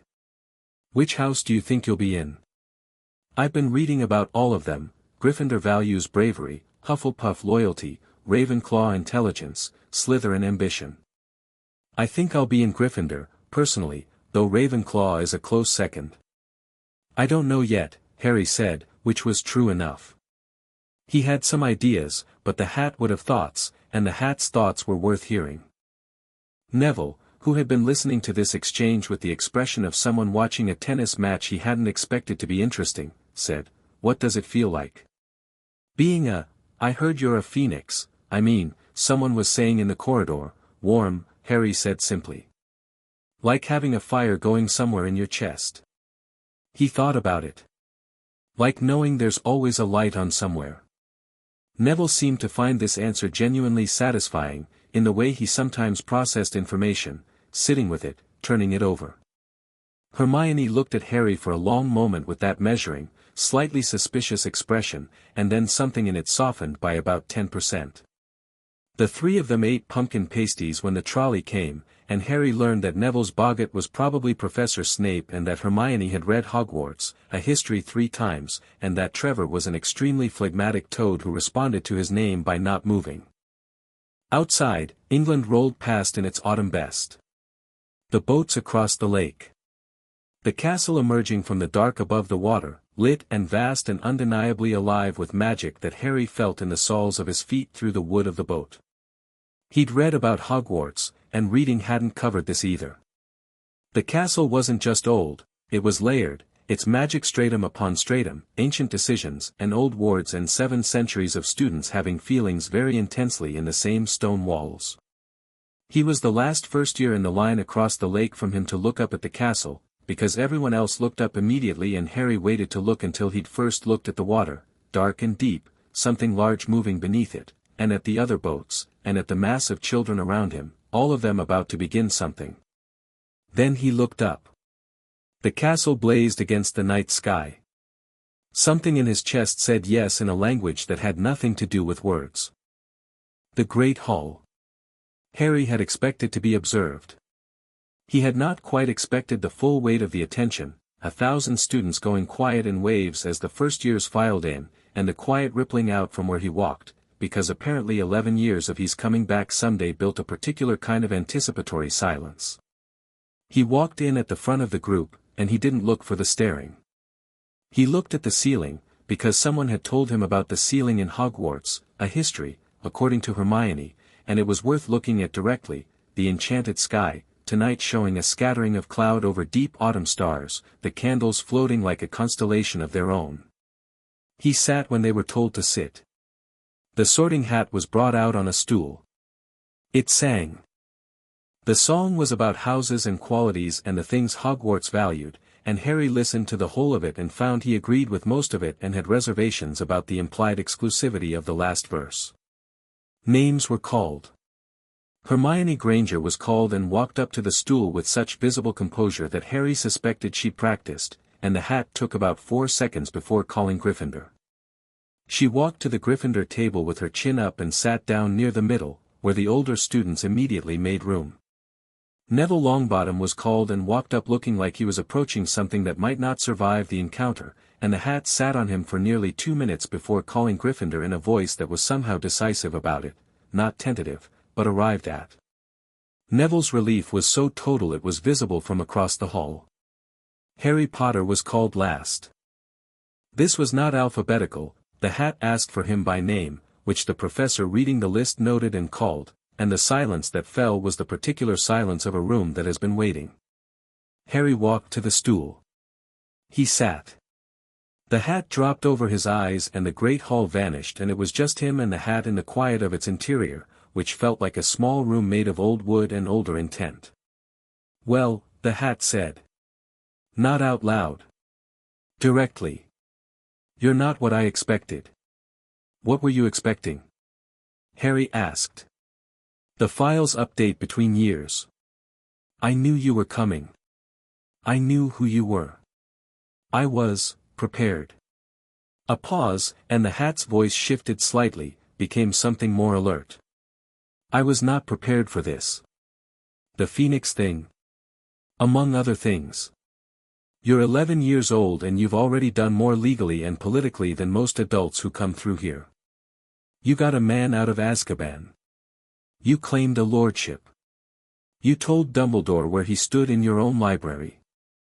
The hat seemed amused, almost.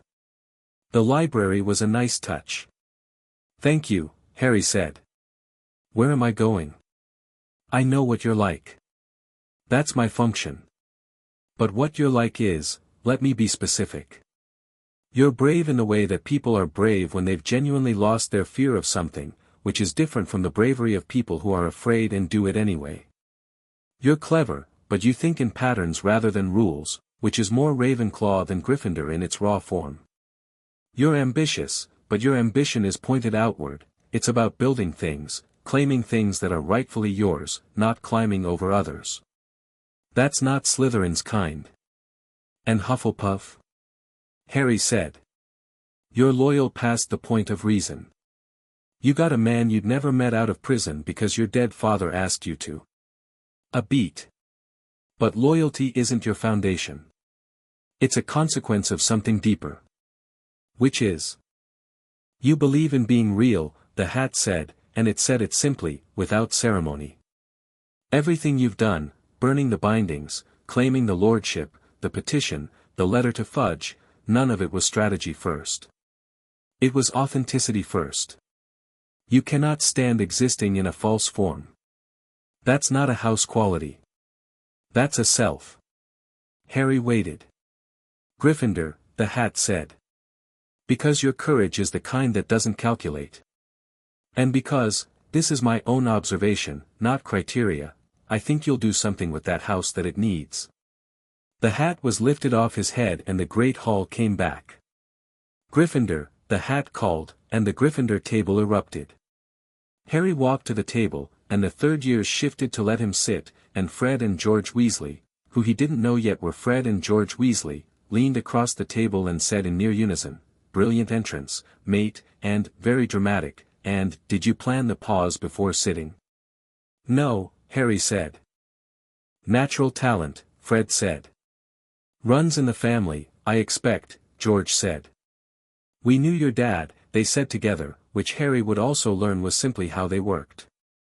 He sat down between them and Neville and looked across the hall at the Slytherin table, where a girl with pale blonde hair was watching him with an expression that was calculating and composed and entirely unlike the naked staring everyone else was doing, and he thought that was interesting. He found out her name by the next morning. Daphne Greengrass. Ancient family, significant in the old traditions, politically careful, the kind of family that had managed to stay out of both wars without being on the wrong side of history, which required either remarkable luck or remarkable intelligence. From what Harry could tell in the first 24 hours, the Greengrasses ran on intelligence. Daphne herself was in his Transfiguration class, which was the first class that ran across houses.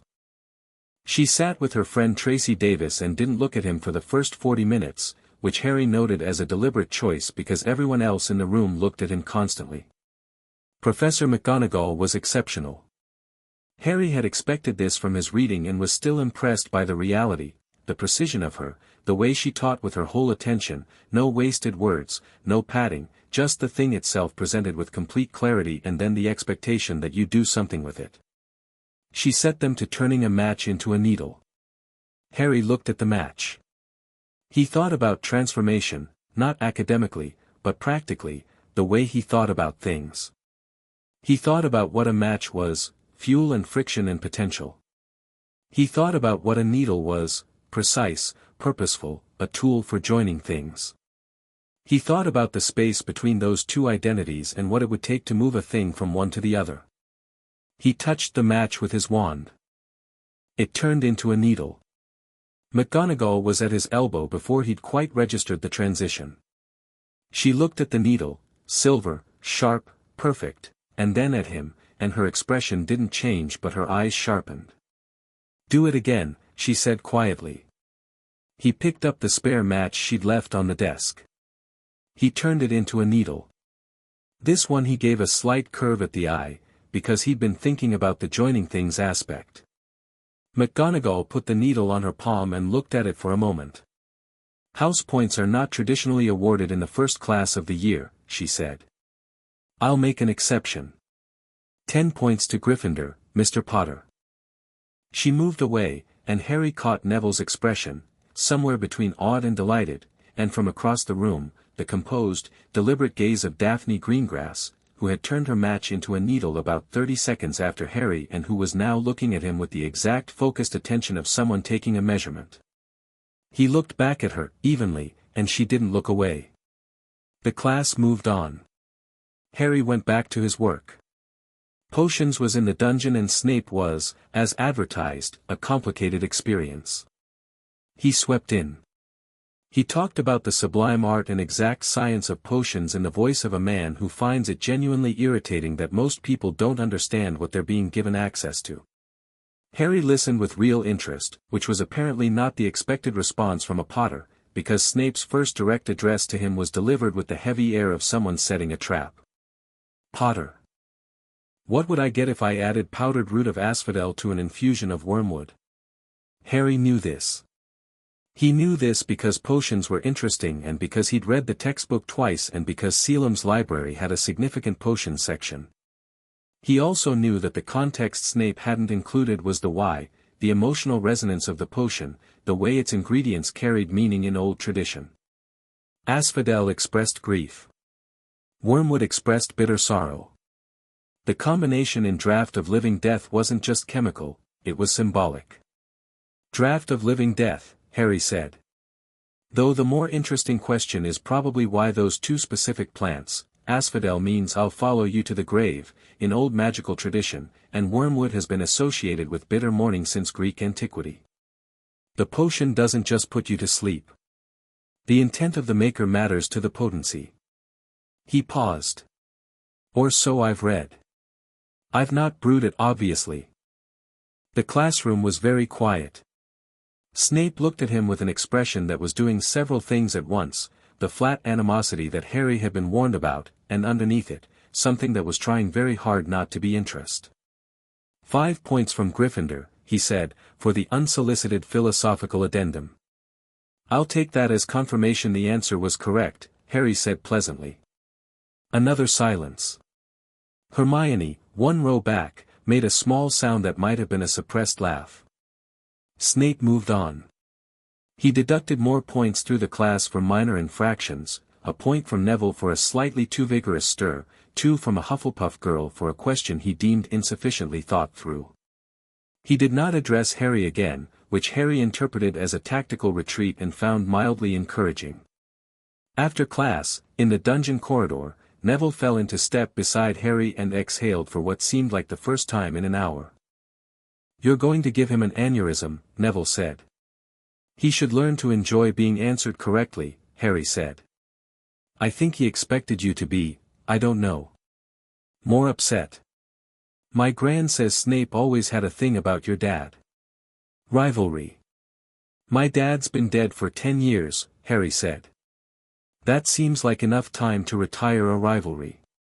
He meant it without cruelty, he was genuinely puzzled by the dynamic, which felt like fighting a ghost. Though I expect he'll work through it eventually. You're very calm about people not liking you, Neville observed. People not liking me is their business, Harry said. People trying to diminish me is mine.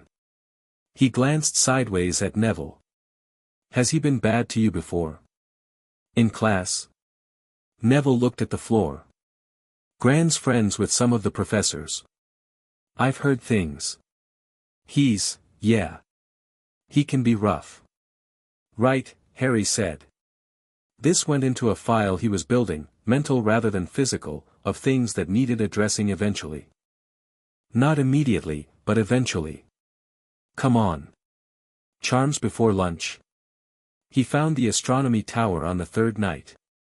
He'd been exploring, not recklessly, but systematically, which he suspected was more efficient than recklessness while being more interesting than the mapped corridors. The castle was enormous and full of the kind of personality that comes from centuries of people caring very intensely about the same space. Rooms that surprised you. Corridors that went longer than their dimensions should allow. Staircases that were clearly going somewhere specific regardless of whether you wanted to go there. He climbed to the astronomy tower because he wanted the sky. Someone was already there. She was sitting on the parapet's edge with her legs dangling over what was, by any reasonable assessment, an absolutely fatal drop, her dirty blonde hair moving in the wind, looking not at the sky but at something she was holding in her cupped hands, or rather, not holding anything at all, just cupping her palms as though something was there. She looked up when he came through the door, without alarm. As though she'd known he was coming. Hello, Harry Potter, she said. Hello, Harry said, coming to sit on the parapet beside her, sensibly, with his feet on the correct side of the wall. You know me. Everyone knows you, she said. But I knew you were coming up here specifically. The fire in you is very visible when you don't think about it. She tilted her head. Her eyes were silvery in the moonlight, with the quality of someone who sees several more layers of the world than is strictly standard. I'm Luna. Luna Lovegood, he said, because he'd paid attention to every introduction he'd witnessed in 4 days and his memory for names was good. Ravenclaw. Yes. I like it up here. Nargles don't come this high. She looked at her cupped hands again. I was watching a memory. Sometimes if you cup your hands and think very hard about something, you can almost see the shape of it. Harry looked at her cupped hands. He had absolutely no basis for the sensation that followed, the strange peripheral impression of something warm and golden briefly present in the space between her palms, but he had it anyway, and he trusted his instincts enough to not dismiss it. What were you remembering? He asked. My mother, she said. The same simple directness Harry used himself, grief sitting in the open without apology. She died when I was 9. I come up here to think about her because she liked high places. I'm sorry, Harry said, and meant it. She was experimenting, Luna said. A spell went wrong. She was very curious, my mother. Curiosity is dangerous, but the alternative is terrible. She looked at Harry sideways. You're curious too. I can tell. You look at things longer than most people do. I spend a lot of time in a small space, Harry said. You get careful about what you look at when there isn't much to look at. Luna considered this. The cupboard, she said, with the certainty of someone who has simply processed information from somewhere. Harry wasn't startled. He'd have been startled 3 months ago. Yes. People are very strange about the famous. She swung her feet gently. They want you to be what they need you to be. It's not really about you. She looked at the sky. The stars don't do that. They're just exactly what they are. I know, Harry said. He looked up too. How do you know things about people? The way you do. I pay attention, Luna said. And I'm not afraid of what I notice. She glanced at him. You're going to do something very large and loud soon. Probably, Harry agreed. Good, she said simply. Things that are large and loud are often clearer than things that are quiet and small. She stood up from the parapet, on the right side, climbing from her perch with the casual fearlessness of a cat, and smoothed her robes. I'll come back tomorrow night if the blibbering humdingers aren't thick. You're welcome to join me. I might, Harry said. Luna smiled at him, and it was the particular smile of someone who has decided to include you in something. Then she went down the stairs, and Harry sat on the astronomy tower in the dark and looked at the stars that were exactly what they were. The Daphne Greengrass conversation happened on a Friday. A week in. Library, after dinner, when the Gryffindors had mostly gone back to the common room and the Slytherins were mostly in their own spaces and the library belonged to the students who genuinely wanted to use it rather than be seen in it. Harry was looking up properties of Phoenix Ash, of personal interest, when the chair across from him was pulled out and occupied. He looked up. Daphne Greengrass sat down, folded her hands on the table, and looked at him with the expression of someone who has decided to open a negotiation. She was, Harry noted, very composed. The kind of composed that comes from training, good family, high expectations, early practice at presenting a face. But under it, watching carefully, there was something genuine and slightly dry and entirely more interesting than the composure. Lord Potter, she said. Miss Greengrass, he said. She blinked, very slightly, barely there. He'd used the formal address first, which meant he'd read her correctly as someone who expected it and he wasn't going to make her ask for it. A point to him in whatever ledger she was keeping. I wanted to introduce myself properly, she said. I've been watching you this week. I know, Harry said. Transfiguration, potions, the corridor outside charms on Wednesday.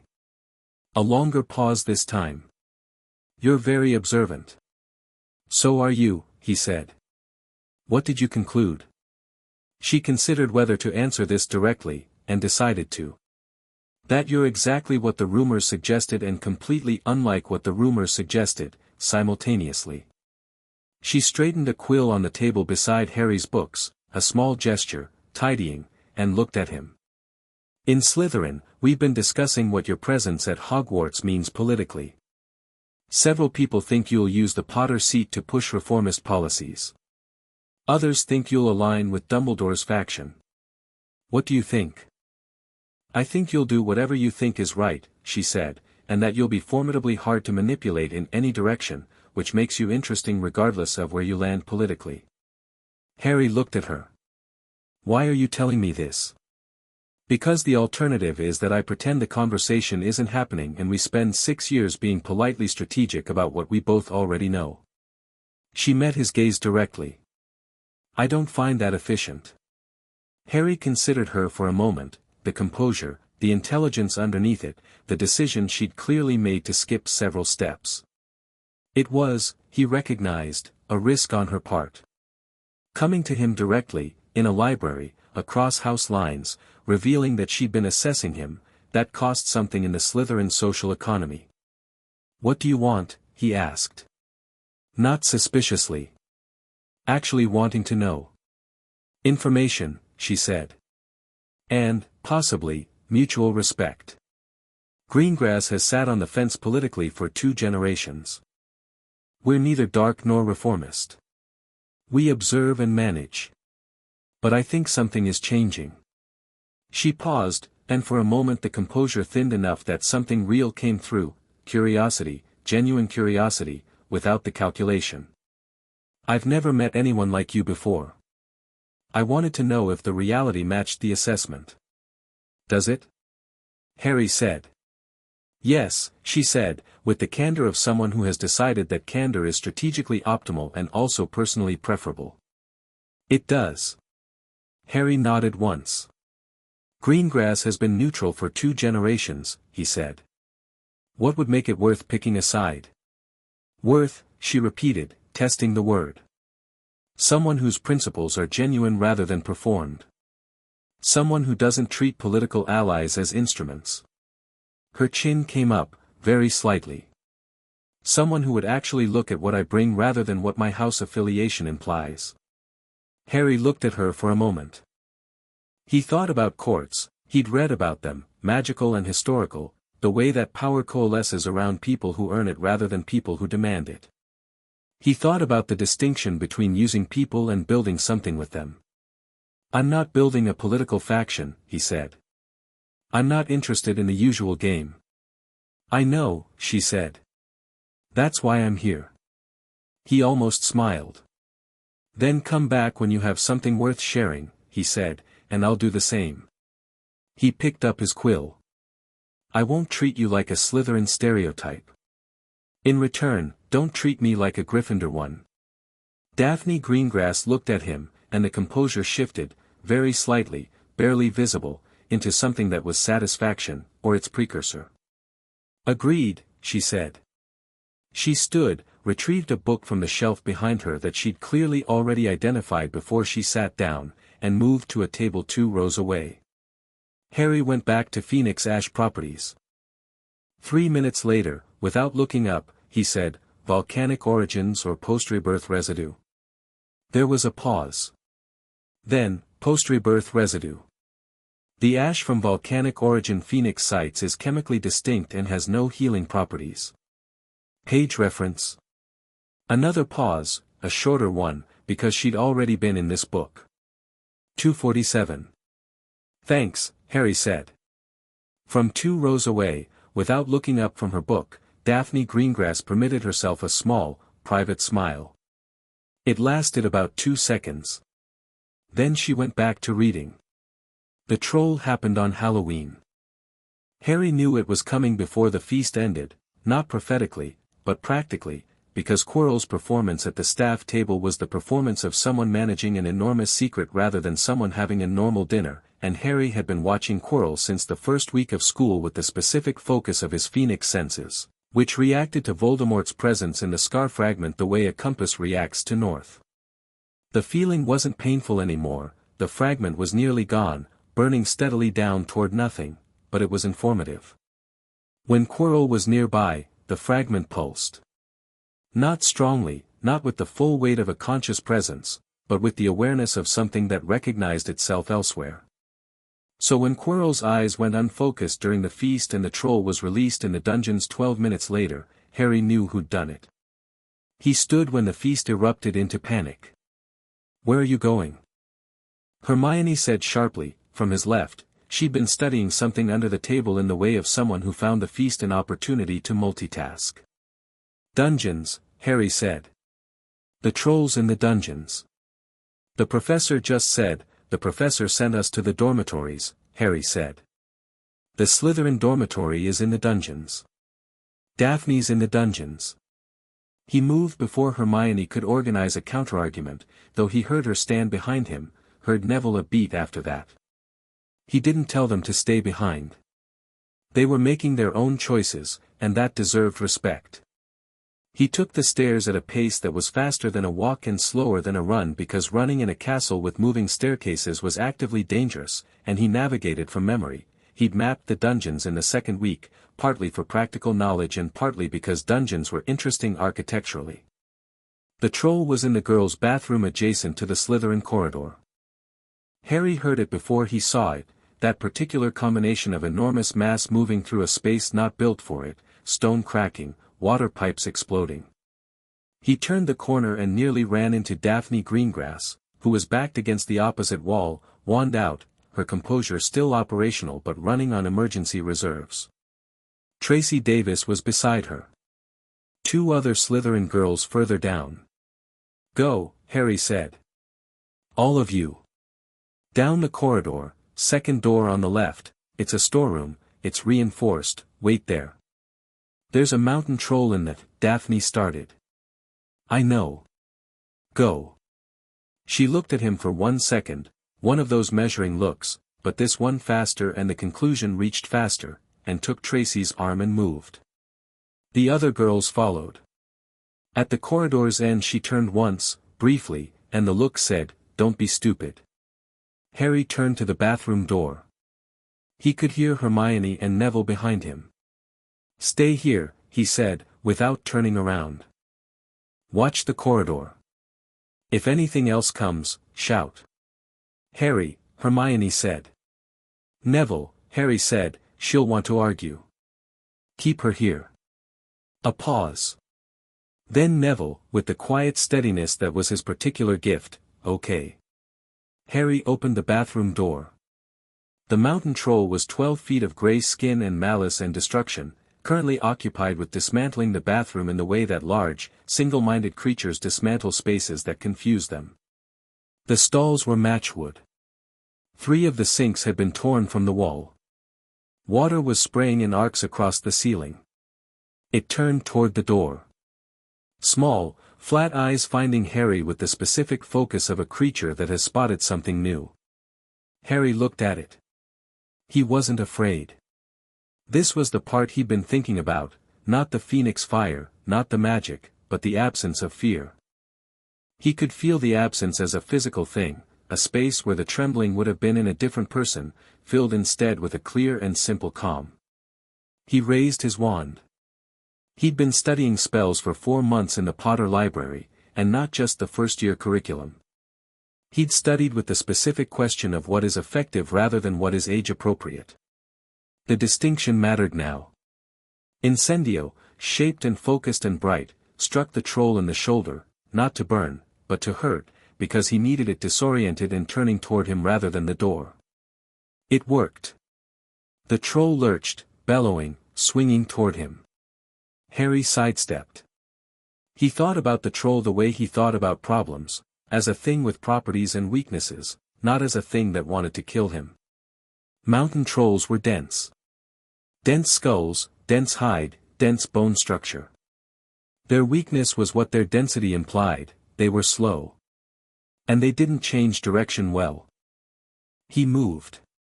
He kept moving, not running, but the constant fluid repositioning that made him hard to hit, and he felt his phoenix nature shift into something that moved underneath his conscious movement, an instinct for where his body needed to be before his mind finished the calculation. The troll's club hit the floor twice, the wall once, the ceiling once, and never touched Harry. The third time it raised the club, Harry cast Ventus, a wind charm from an intermediate text, scaled up to what he could manage, which turned out to be considerable. It struck the troll in the face at close range with enough force to stagger it backward. The troll's footing, already compromised by the water flooding the floor, gave way. It sat down hard. The floor cracked under the impact.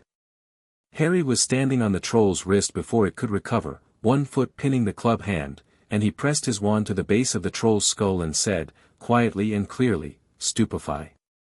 The troll went limp. Harry stepped back and looked at it. 12 feet of unconscious mountain troll, water pouring around it, the bathroom approximately destroyed. He put his wand away. He became aware, slowly, that it had taken less than 3 minutes. He opened the bathroom door. Hermione and Neville were in the corridor. Hermione's wand was out and her expression was a battlefield between relief and total disbelief.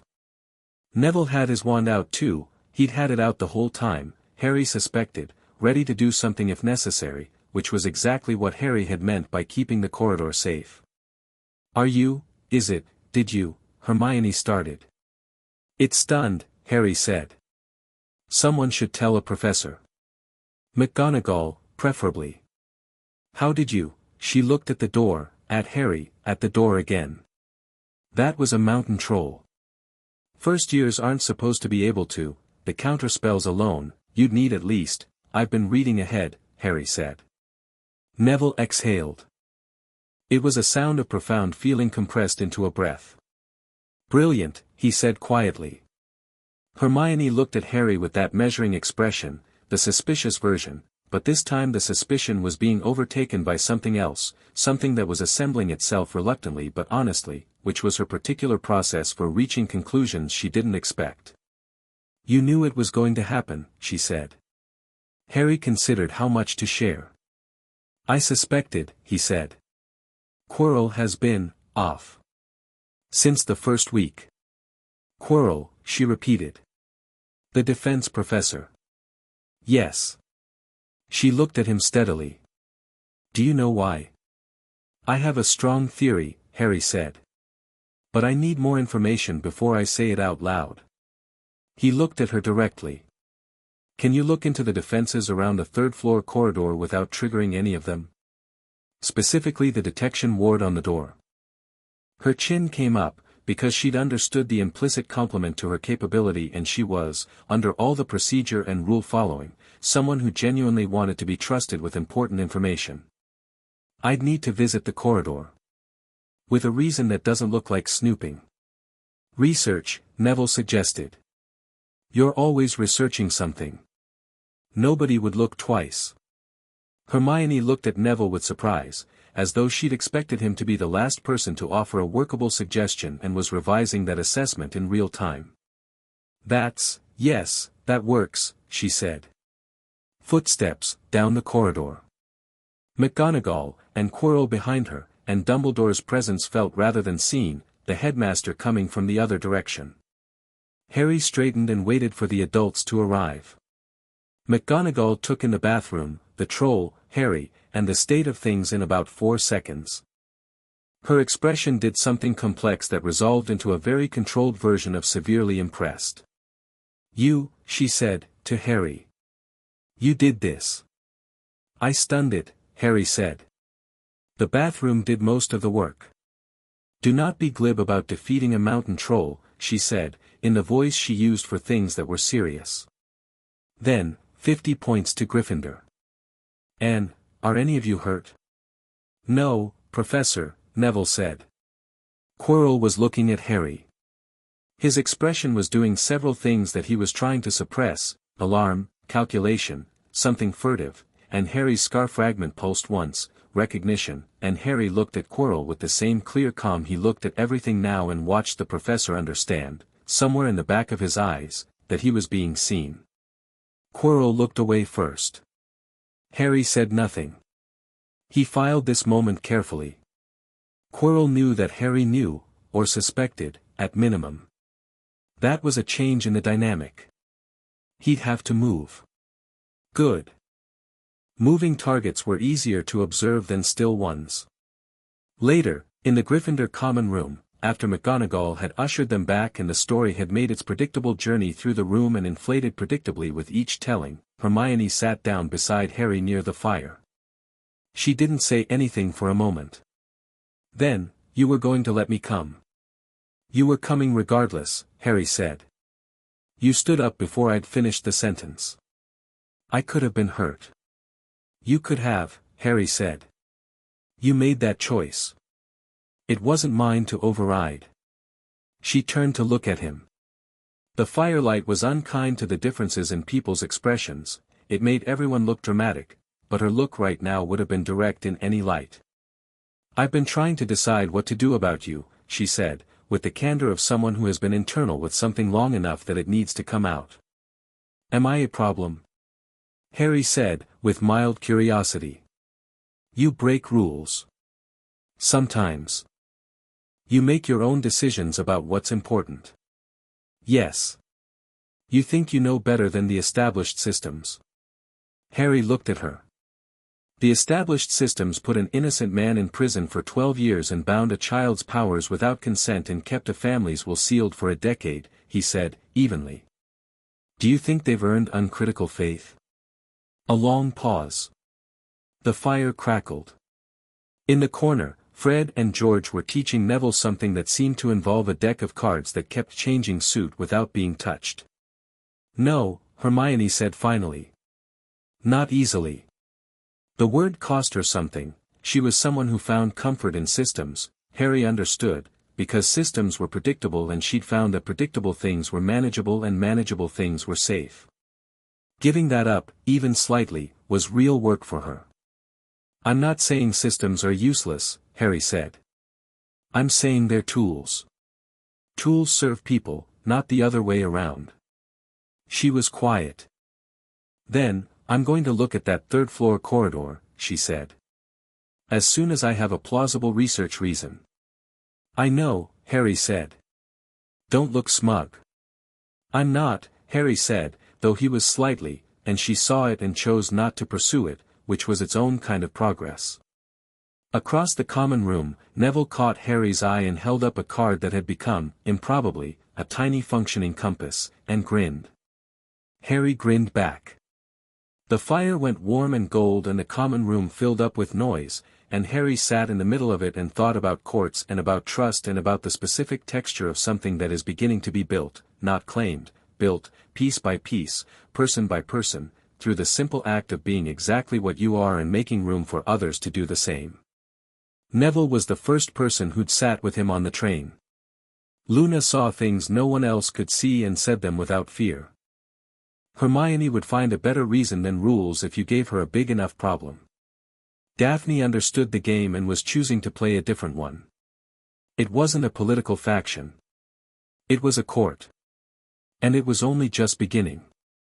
Chapter 4, Fires at Midnight. November came to Hogwarts like a verdict. The warmth went out of the air between 1 week and the next, leaving the castle grey and wind-scoured, the lake the color of old pewter, the mountains beyond it vanished into low cloud that sat on the hills like something thinking. Students who'd been cheerful in October developed the hunched, inward quality of people who had remembered that winter was a real thing that happened. Harry didn't mind the cold. The cold was just information. It told him where his fire went when he let it expand slightly, warming the air in his immediate vicinity without thinking about it. He'd stopped thinking about it. It happened the way breathing happened, the way the golden warmth pulsed behind his sternum without requiring his attention. Neville had noticed the first week of November. He'd sat next to Harry in Charms and said, very quietly, "Is it always warmer near you?" And Harry had said, "Yes," and Neville had said, "Okay," with complete acceptance and borrowed Harry's extra quill, and that had been the entirety of that conversation. Neville's capacity for accepting the unusual was one of his most genuinely useful qualities. Luna had asked about it too, from her perspective, which meant she'd asked whether the fire had different temperatures for different moods. Harry had thought about this seriously and concluded she was right. It ran hotter when he was annoyed, which was useful data, and cooler and more even when he was calm, which was the default. Hermione had not asked about the warmth because she'd identified it in the first week, written 3 inches of notes on it that she hadn't shown anyone, and filed the question under things to research when I have better primary sources. Harry knew this because she left her parchment visible and he read quickly. The 3 of them, plus Luna, who drifted between them and her Ravenclaw companions with the easy freedom of someone who understood that social categories were invented, had been meeting in the library on Tuesday evenings and Saturday mornings. No stated purpose. It had simply begun as Harry and Hermione working near each other by default and Neville arriving with biscuits from the kitchens he'd discovered via an extremely friendly portrait, and the group had become a thing without anyone declaring it. Daphne came to the library at her own schedule, which overlapped theirs approximately twice a week. She and Hermione had reached a détente that looked like mutual respect and was, Harry suspected, considerably warmer than that on both sides, but they were both performing not warmth because warmth required trust and trust required time, and neither of them was willing to rush. He left them to it. It was in one of these library sessions, on a grey Saturday in early November, that Hermione put down her quill and said, "I went to the third-floor corridor." Harry closed his book. She'd done it 4 days ago, she explained. She'd written a paper on the history of restricted areas in magical educational institutions for History of Magic, which gave her a legitimate reason to examine restriction protocols on the restricted floor, and she'd gone with her History of Magic text under her arm and a small detection charm she'd adapted from a 5th-year text and that she was quietly very proud of. "The door has 7 enchantments on it," she said, keeping her voice down. 3 of them are standard Dumbledore-style protections, the kind that appear in his published work on protective magic. The other 4 are, she spread her hands slightly. Unique. I don't recognize the signatures. But the interesting thing isn't the enchantments. What's the interesting thing? Neville asked. Someone has been through the door recently. Within the last 2 weeks. She paused. The dust on the inside of the threshold had been disturbed. I could see it from the gap at the base. Harry looked at her steadily. Could you tell if it was going in or out? Hermione looked at him with an expression he was learning to translate, the one where she'd anticipated the question and had the answer ready and was gratified that he'd asked the right thing. In, she said. The disturbance pattern suggested someone entering, not exiting. Quirrell, Harry said. I think so. But I couldn't confirm. What's in there? Neville asked. Harry had a theory. He'd had it since the beginning of November, assembled from several directions. The Gringotts break-in that Hagrid had mentioned to the fourth years within Harry's hearing during their first trip to the gamekeeper's cabin to return an escaped chicken that had wandered to Neville's feet. The conversation between 2 portraits in the east corridor that Harry had overheard while flame traveling between floors, 2 former headmasters, speaking in the careful way of people who were worried about being overheard. Ragnarok's mention, in one of their monthly communication exchanges, that the Potter-adjacent vaults had been audited following a security breach. A security breach at Gringotts, the same summer Dumbledore had emptied something from a vault he'd been holding in trust. Something that Dumbledore needed to move quickly, Harry said. Something that was at Gringotts and isn't anymore. Something important enough that he'd hide it in a school under 7 layers of protection. That's not very specific, Neville said. I know what it might be, Harry said. But I need to confirm. He looked at Hermione. The 3rd time you go, yes, 3rd, because twice is pattern and 3 times is investigation, try to sense whether the protection charms are defensive or containment. There's a difference in their orientation. Hermione opened her mouth, closed it, and then said, yes, there is. Defensive charms face outward and containment charms face inward. I should have checked that. You didn't know it mattered yet, Harry said. Now you do. She wrote this down. Neville ate a biscuit. Quidditch was on the 2nd Saturday of November. Harry had made the Gryffindor team in the 2nd week of school, in a manner that had briefly become the thing everyone in Gryffindor was talking about. McGonagall had brought him to Oliver Wood, the team captain, with the kind of introduction that made Wood's eyes go to approximately the size of saucers. Wood had put him on a school broom and thrown a snitch into the air, and Harry had caught it in 11 seconds while flying a broom he'd never touched before. 11 seconds, Wood had said, staring at his stopwatch.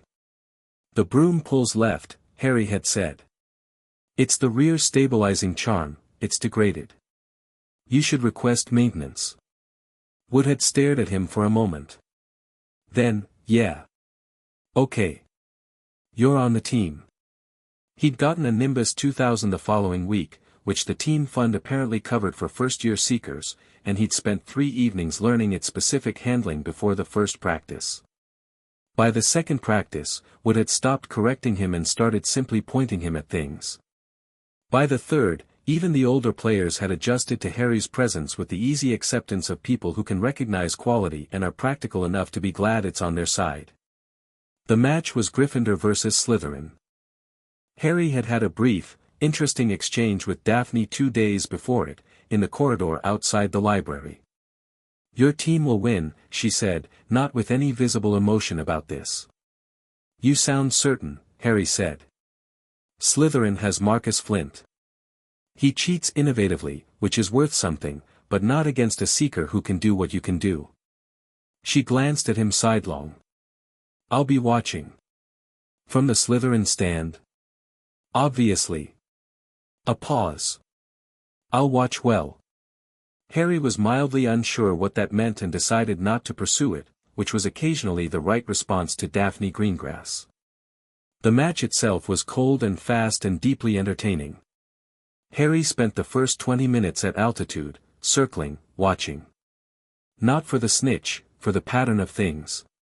How Flint was directing his chasers, where the blind spots were, how the Slytherin beaters timed their hits. He logged all of it without deciding to log it, his instincts cataloging in the background while his conscious attention stayed loose and searching.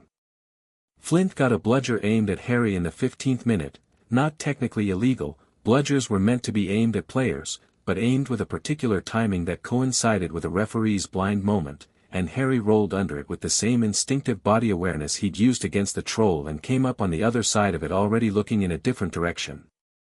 At 22 minutes, he felt it. Not quite saw, felt, the way the warmth in him oriented toward movement the way a flame orients toward air. He dropped. The dive was vertical, immediate, absolute, no hesitation, no calculation, pure commit. The wind hit him like a wall and the ground came up fast, and the snitch was there, darting sideways at the last second, and Harry went sideways with it in a motion that made the crowd noise change in pitch entirely, and then it was in his hand, gold and buzzing and warm. The stands went up. Harry pulled out of the dive with 20 feet to spare and circled back up, and his eye went automatically to the Slytherin section because he'd been thinking about it. Daphne Greengrass was standing, not cheering, because that wasn't in her repertoire, but standing, with an expression that was the closest thing to unguarded he'd seen on her, watching him with the look of someone who has confirmed a hypothesis and is privately pleased. He met her eyes. She gave a small, precise nod. Like one chess player acknowledging another's move. He looked away and went to deal with Wood's celebratory enthusiasm, which turned out to be vocal and prolonged. The Quirrell problem crystallized on a Thursday evening in late November. Harry had been watching Quirrell for 2 months with the patience of someone who understood that evidence was more useful than suspicion. The scar fragment's response to Quirrell's proximity had become a reliable instrument, like a thermometer, not painful, just informative. Near Quirrell, warmth in the scar, faint and distant. Touching an object Quirrell had recently handled, slightly stronger. In the classroom for double defense, steady background presence. The presence was changing. Growing slightly stronger, week by week. This meant the fragment was not just dormant in Quirrell, it was feeding. Drawing on something, or being fed by something, or being strengthened in some process Harry didn't fully understand yet. He went to the library Thursday evening with the specific intention of understanding Horcruxes. This was not a topic covered in the Hogwarts library. He knew this already, which was why he opened his bag and removed the journal that had arrived from Potter Manor 3 weeks ago via Goblin Courier, a private, sealed journal from the Potter's personal research, in Lily Evans Potter's handwriting, covering dark artifact theory in the meticulous and slightly alarmed style of someone who had been doing research she found deeply disturbing and felt compelled to be thorough about anyway. He read for an hour. Lily Potter had done her homework. Soul magic, she'd written, in the margin of the 3rd page, is the most absolute form of magic because the soul is the most fundamental form of a person. Damaging it is not like damaging a limb. It is like tearing the original document. You can work with the copy, but the original is always less. She'd identified 7 Horcruxes as the probable maximum, based on her reading. She'd written this is what he did, J. This is what made him survive everything, he put pieces of himself out of reach. She'd written Harry's scar is one of them, it has to be, the curse didn't destroy it, it displaced it. She'd underlined the word displaced 3 times. Then, below this, in smaller, more careful writing, Phoenix fire destroys Horcruxes. I think. The purification property, it burns the false and leaves the real. If Harry's nature is burning the fragment in his scar, it's the same principle. The fire knows what belongs and what doesn't. Harry read this twice. He thought about Quirrell. He thought about the fragment in the scar, at 80% dissolved when he'd first arrived at Gringotts, and by now, he estimated, at 92 or 93. His nature had been burning it steadily all year. But Quirrell's presence was showing a different fragment strengthening. Not the scar fragment. A different one. He put the journal down and stared at the library ceiling for a long moment. There were multiple Horcruxes. And at least one of them was in Quirrell, or rather, Voldemort was in Quirrell, which meant Voldemort had already retrieved one of his soul pieces. Or he'd had it with him all along. Harry needed to talk to Sirius. He used the mirror that night, after curfew, sitting on his bed with the curtains drawn.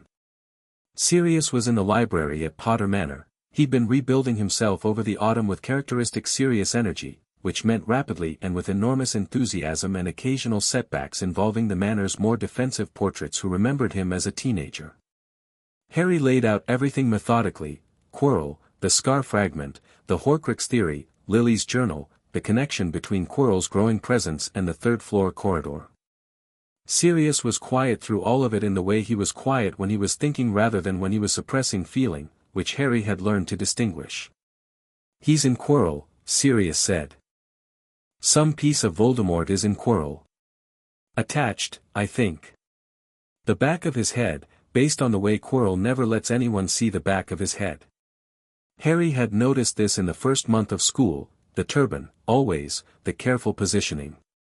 He hadn't been certain until recently. "And Voldemort wants what's in the third-floor corridor." "The stone," Sirius said. Harry went still. "What stone?" "Dumbledore would have moved it somewhere he controlled after Gringotts," Sirius said. "The Philosopher's Stone, Harry. Nicholas Flamel's stone. It makes the elixir of life, it creates a body, a real body, for someone who—" He stopped. "Oh, Merlin. That's what this whole year has been. Voldemort's positioned himself at Hogwarts to get to the stone." "And Dumbledore put the stone at Hogwarts," Harry said slowly, knowing that Voldemort was somewhere, perhaps not knowing where, but knowing he was active. "Dumbledore might have been using the stone as bait," Sirius said.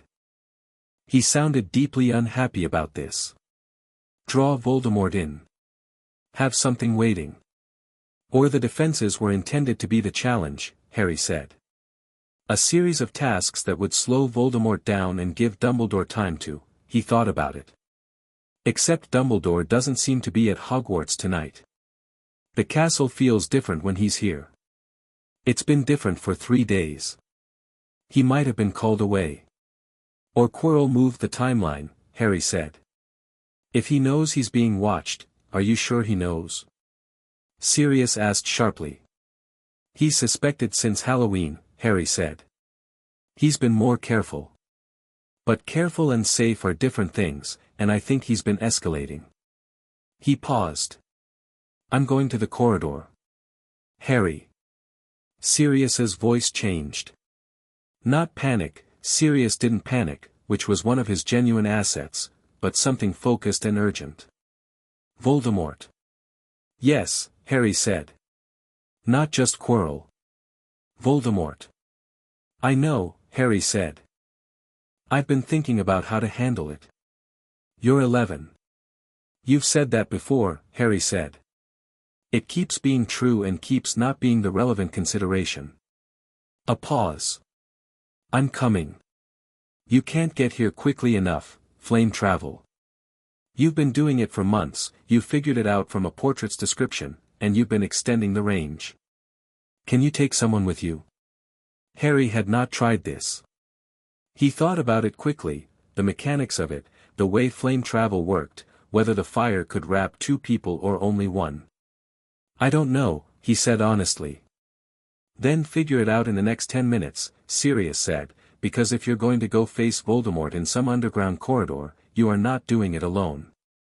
Harry thought about being alone in the cupboard under the stairs for 7 years, and about a court being built piece by piece, and about the difference between being OP and being stupid. 10 minutes, he said. He got up, went to the end of his bed, and tried to push the fire outward. Not to burn, to extend. The way you extend a hand. He imagined what it would be like to have Sirius beside him in the flame, and pushed the warmth outward until it wasn't just his warmth but a shape, a second shape, like a chair made of light. It was harder than individual flame travel. Considerably harder. His hands were trembling slightly with the effort by the 4th minute, and he was sweating, and the golden light was flickering in a way it didn't when he did it alone. But it held. He picked up the mirror. "It works," he said. "Get to a fireplace. Any fireplace." Already there, Sirius said. The library hearth. Do it. Harry extended the flame outward, wrapped it around the idea of Sirius, and pulled. The sensation was different from regular flame travel, more like pulling than leaping, a sustained effort rather than a burst. For a very unpleasant 2 seconds he felt stretched, not painfully but uncomfortably, the way fabric feels when it's near its limit. Then Sirius was in the dormitory, standing between two beds looking slightly singed around the edges and breathing hard, with the expression of someone who has just experienced something genuinely extraordinary and is determining whether to lead with the wonder or the terror. That, Sirius said, looking at his hands, was something. Are you hurt? No. Just, no. Let's go. He pulled his wand from his robes. He was in the casual clothes he wore around the manor, which was fine. He looked at Harry. Okay. I have about 100 things to say about taking on Voldemort at 11, but I'm going to wait until after. Thank you, Harry said. Don't thank me, I'm furious, Sirius said, which was a sentence that could only be delivered with love, which was how he delivered it. Lead the way. Harry flame traveled them both to the third-floor corridor. The translation through fire was smoother this time, or he'd adjusted, or both. They landed in a corridor 10 feet from the door, which was open. Someone had already been through. The three-headed dog was unconscious. A harp was playing itself softly in the corner, the enchantment still active. Harry looked at the dog, each of its 3 heads slack and snoring, enormous chest rising and falling, and then at the open trapdoor in the floor. Down, Sirius said quietly, looking at the dog with the careful respect of someone who understood what he was looking at. Down, Harry agreed. They dropped through the trapdoor. The devil's snare didn't engage. The plant's tendrils came for them both and Harry's warmth pushed out automatically, and the plant recoiled with the speed of something that has encountered a fundamental incompatibility with its nature. It pulled away from them both and they dropped the next distance free. The key room was still active, hundreds of winged keys circling, the old broomstick hanging, the correct key presumably already retrieved by Quirrell. Harry looked at the broom, at the circling keys, and then at Sirius. Which one? Sirius said. Harry didn't answer verbally. He held his hand out, palm up, and let the warmth extend into the room. Not a weapon, more like a sense. Reaching. He'd been developing this particular application for weeks, the way you develop a new muscle, and it worked the same way a muscle did, unremarkably, functionally, when called on. He felt the disturbed air where something had been recently caught and handled. He found the key, large, old, one broken wing from Quirrell's catching, and it came to his hand. The door opened. The chess set in the next room was enormous and already disrupted. Quirrell had sacrificed pieces to cross, leaving the board in a mid-game state that was violent and clear about what had happened. Harry walked onto the board. A pawn moved to intercept. Harry looked at it. He wasn't a chess master. He hadn't played much chess. But the board was a logic puzzle and logic puzzles were just patterns, and patterns were something he was constitutionally incapable of not reading. He read the board in about 20 seconds. He moved 3 pieces in sequence, Sirius watching with eyebrows up, and the path to the other side cleared with the efficiency of a correct solution rather than a battle through one. That was fast, Sirius said. The board is not trying to kill us, Harry said, moving across. It's trying to slow us down. Different objectives require different responses. Do you ever not think in structures? Sirius asked, following. Sometimes, Harry said. When I'm flying. Come on. The potion room was last. A table of bottles, a riddle in ash on the wall, 2 potions missing. Quirrell had been through this one too, taken what he needed. Harry read the riddle anyway because it was there and interesting, identified the remaining forward potion, and looked at Sirius. There's only one, he said. I'll wait here, Sirius said. It cost him, Harry could hear that. If anything comes through the door behind us, nothing will, Harry said. But he understood what Sirius was doing, covering. Thinking tactically. I'll be quick. Harry. Sirius caught his arm. The grip was firm and brief and said everything he wasn't going to say with words because there wasn't time. You come back. Obviously, Harry said. He drank the forward potion. The final chamber was cold and full of mirrors. Not decorative mirrors, one mirror, enormous, in the center of the room, the frame elaborately carved, the inscription around it in a language that reversed itself. Quirrell stood before it with his back to the door, head tilted, studying his own reflection with the particular intensity of someone searching for something. The air smelled of dead things and ice. Harry stepped into the room. Quirrell turned. His face, when he saw Harry, ran through several expressions in quick succession: surprise, calculation, resignation, and finally something colder than any of them that came from somewhere underneath Quirrell's own expression. How did you? Quirrell started. Does it matter? Harry said. The room crackled. Quirrell's wand came up, and the spell he cast was not a first-year spell or a seventh-year spell or anything in the standard curriculum. It was old and dark and it moved like cold water, and Harry stepped sideways through a controlled burst of flame and it hit the mirror's frame instead. The mirror shivered but held. You are a child, Quirrell said, and his voice was layered, two voices, almost, one mild and stuttering and one colder and more precise, struggling through the same mouth. The cold one was winning. You should not be here. You're wearing Voldemort on the back of your head, Harry said. I think normal rules are suspended. Quirrell's hand went to the turban. A slow movement. Considered. Harry watched him carefully. He'd been thinking about this moment for 3 months, not with dread, but with the specific practical attention he gave problems that needed solving. Quirrell was a person in an impossible situation, wrapped around a dark fragment of someone else's will. The Quirrell underneath the possession was probably not recoverable, or not without intervention Harry didn't have access to right now. The Voldemort fragment wanted the stone. If the stone was in the mirror, he looked at the mirror. The inscription. Erist stra eru oit ube kafru oit onwosi. He ran it backward in his head without meaning to, his mind did this automatically with language puzzles, and came up with, I show not your face but your heart's desire. He understood what it was. He looked into the mirror. His reflection looked back, and it was him, the same scruffy dark hair, the same green eyes, the same 2 big robes. But his reflection smiled, and reached into its pocket, and produced a small red stone, and looked down at it and put it back. Harry felt the weight of it in his actual pocket. He looked down. He hadn't moved. He hadn't reached for anything.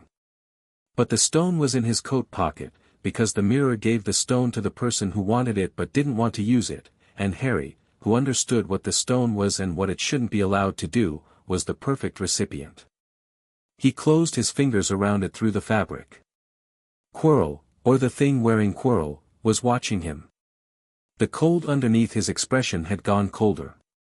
You have it, the cold voice said. Yes, Harry said. Give it to me. No, Harry said. There was a pause. Then Quirrell unwound his turban. The face on the back of his head was nothing like the portrait in the history books, nothing like the handsome, charismatic young Tom Riddle who'd charmed half the school in his day. What was there was old damage, the face that soul fracturing makes, a map of what someone becomes when they spend decades destroying themselves from the inside to buy immortality they didn't earn. It was barely a face at all. But the eyes were alive. Red. Moving. Thinking. Harry Potter, Voldemort said, from the back of Quirrell's head, and his voice was everything Harry had expected, compelling, cold, the kind of voice that had once moved people to terrible things because it offered them exactly what they wanted and made them feel that wanting it was reasonable. You are remarkable. I know this because I understand remarkable, and you are, yes. You are something new. You tried to kill me when I was a baby, Harry said. Yes, Voldemort said. And I would do it again if I thought it would work. A pause. But I've had 11 years to think about the fact that it didn't. And I've had several months to observe you from very close quarters. You are not what I thought you were. No, Harry agreed.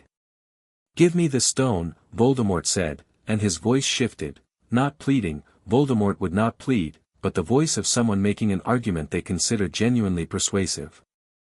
Think about what you've done this year. You claimed power that was taken from you. You freed someone imprisoned unjustly. You built a court of your choosing. You did all of this because you refused to accept that others had the right to decide what you were.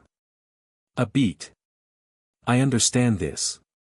I have spent my entire life refusing to accept what others said I was. We are more alike than you, we are not alike, Harry said. Not angrily. Not defensively. Simply. You refused to accept what you were told, Harry continued. But the thing you refused to accept was your own mortality, which is something every person shares. The bindings on me were wrong because they were imposed without my consent to serve someone else's plan. Your version of refusing limits is called murder. Those aren't the same thing. He looked at the red eyes in Quirrell's backward face with the clear, patient steadiness of someone who has thought about a problem from every direction. You destroyed your own soul for a body and a life. You put pieces of yourself in objects and people and places to avoid dying, and in doing that you made yourself into something that cannot really live because you've been dying for 40 years. Voldemort was quiet. It was not the quiet of a man accepting an argument. It was the quiet of someone who recognizes something true and cannot afford to acknowledge it. The stone, he said. No, Harry said. Quirrell moved. The killing curse was not, could not be aimed quickly enough, because Harry was already moving, the same fluid constant repositioning that had worked against the troll and the bludger and everything else that had tried to hit him, and the green light passed close enough that he felt its cold, which was interesting and not pleasant. He came out of the dodge with his wand up. Not a killing curse back. He didn't know it and didn't want to. Incendio, full, unrestrained, the most significant production of fire he'd managed outside of the first day in the garden, but controlled, shaped, directed. Not at Quirrell's body, because Quirrell was a person somewhere in there. At the floor between them, a wall of fire, separating, holding, buying time. Voldemort screamed, the fragment, Quirrell's voice, both sounds at once, the cold of Voldemort crashing against the fire the way dark against light works in fundamental physics rather than metaphor. The Phoenix fire was purifying fire, and whatever Voldemort was, he was not pure in the relevant sense. Quirrell fell to his knees. Harry walked through his own fire, it parted for him, comfortable, familiar, and put his hand on Quirrell's shoulder. He didn't plan it. It was instinct, the same instinct that had burned through 7 binding spells at age 7, his nature, doing what it did, without requiring instruction. The fire went through his palm and into the contact point, and Quirrell screamed and the cold thing in him screamed, and Voldemort's fragment, compressed, diminished, stripped of the body he'd occupied, tore free of Quirrell with the sound of something ripping, and the formless cold of it moved through the room like weather and then dissipated. Not destroyed. Not fully. Horcruxes were not destroyed by touch alone. But expelled. Severed. Quirrell collapsed, unconscious, the possession gone, his own face his own again, the damage visible now, 12 months of being worn by something not himself leaving its marks. Harry stood in the middle of the chamber with a dying fire, an unconscious professor, and a philosopher's stone in his pocket, and took stock. The stone needed to go back to Flamel. Quirrell needed Madame Pomfrey, immediately, though Harry suspected the prognosis was not good. The chamber needed to be reported to Dumbledore, specifically to Dumbledore, because Dumbledore had built this and needed to understand what had happened to what he'd built. And Voldemort, whatever fragment had inhabited Quirrell, wherever it had gone, was retreating. Harry felt it go. Not through his scar, which was by now so clear that it barely registered. Through the fire itself, which could feel the cold the way a flame feels a draft. A cold thing, moving fast, moving away, wounded. Not dead. Not finished. But afraid. He stood very still for a moment, feeling the cold recede, and he thought about letting it go. He thought about following. He thought about the Horcruxes, still out there, the other fragments, and Voldemort running to find them, regroup around them. He thought about what Sirius had said, "You come back." He put the stone in his deepest pocket and knelt beside Quirrell and checked his pulse, present, weak, and then he flame-traveled back to the potion room and said, "It's done." Sirius looked at him. At the state of his robes, slightly scorched, which was charming, given the cause, at his expression, which was calm and clear. "Done," Sirius repeated. "Voldemort is expelled from Quirrell. Quirrell needs Pomfrey. I have the stone." He paused. "Voldemort's not dead." He ran. Sirius absorbed this. "Are you?" "I'm fine," Harry said. "I let him go." A pause. "You let him go?" "I can't destroy a non-corporeal fragment of soul with a first-year's resources in a dungeon," Harry said. "I know where the other pieces of him are, or I know enough to find them. He's not a threat in his current state. Chasing him tonight would be dramatic and stupid." Sirius stared at him.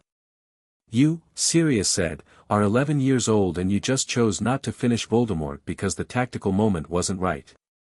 "I let him go," Harry corrected, "because winning matters more than the fight. There's a difference." Another silence. "James," Sirius said, in the voice of someone who is struck by something and can't help saying it, would have absolutely chased him. "I know," Harry said. "That's what I'm saying." Sirius pressed his hand over his eyes for a second. Then he dropped it and looked at Harry with an expression that was enormous and warm and completely unable to fit in a face. "Okay. Let's go. Pomfrey for Quirrell, and then we are sitting down and you are telling me everything." "Over breakfast," Harry said. "Tally's steak. My treat. You literally own the manor." "I know, I was being gracious." "Never do that," Sirius said, taking Harry's shoulder as they started back up through the chambers. "It sounds weird on you." "Noted," Harry said. "Did everything hold while I was in there?" "The plant tried me twice. I told it to back down and it did, which, I think that's you, actually, ambient warmth effect, the fire's been spreading since we got here." Harry looked at his hands. The fire was higher than usual, not distress, just exertion, the way hands shake after lifting something heavy. He let it breathe, didn't push it down. The chambers fell away beneath them, one by one, until they were climbing back through the trapdoor into the third-floor corridor and the ordinary cold air of the school. The dog was still asleep. The harp still playing. Harry looked at it, and at the school around them, the castle breathing and old and full of lives that had no idea what had just happened under their feet, and felt the stone against his ribs where it sat in his pocket. "Dumbledore," Harry said. "In the morning?" Sirius offered. "In the morning," Harry agreed. He was, for the first time, tired. The kind of tired that comes after significant expenditure, not defeated, just spent. "But tonight I want to eat something. The phoenix metabolism after combat is enormous," Sirius said. "I know. I've been living with you for 3 months. Tally already knows to make extra." He grinned, wide and real and uncomplicated. "She always already knows." They walked the corridor together, Harry and his godfather, the castle dark and late around them and the fire burning warm and steady in Harry's chest, and the night outside the high windows carrying the first edge of real winter, and somewhere deep below them, a mirror showed only what people truly wanted, and the room was empty, and the stone was gone, and the trap was closed. Chapter 5, Blood and Feathers. Dumbledore returned to Hogwarts at 6 in the morning. Harry knew because the castle told him, not in words, but in the way it shifted when its headmaster was present, a subtle change in atmospheric pressure, as though the building exhaled differently with its particular caretaker back in residence.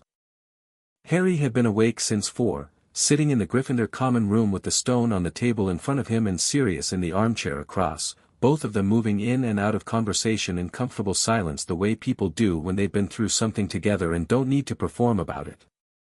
Neville had come down at 5:30, taken in the scene, Harry, Sirius, the faintly glowing stone, the general atmosphere of something significant having recently concluded, and said, without missing a beat, "Should I get Hermione?" "Yes," Harry said. Neville went upstairs, and 5 minutes later Hermione descended in her school robes already perfectly arranged, because Hermione Granger apparently slept ready to respond to events, and she sat down in the third armchair and looked at the stone and then at Harry. "Tell me," she said. He told her. All of it, Quirrell, the chambers, the confrontation, what Voldemort had said and what Harry had said back. He told it plainly, without embellishment, the way he told everything. Sirius interjected occasionally with editorial comments that were mostly along the lines of "and this is the part where I was waiting in a room and being absolutely fine about it," which was transparently untrue. Hermione listened without interrupting, which cost her, he could see it costing her, the questions backing up behind her eyes. When he finished, she sat for a moment, and then she said, "The containment enchantments on the door face inward." "Yes," Harry said. "That means Dumbledore built those protections expecting something to come in from outside," she said, working through it. "Not to keep something in.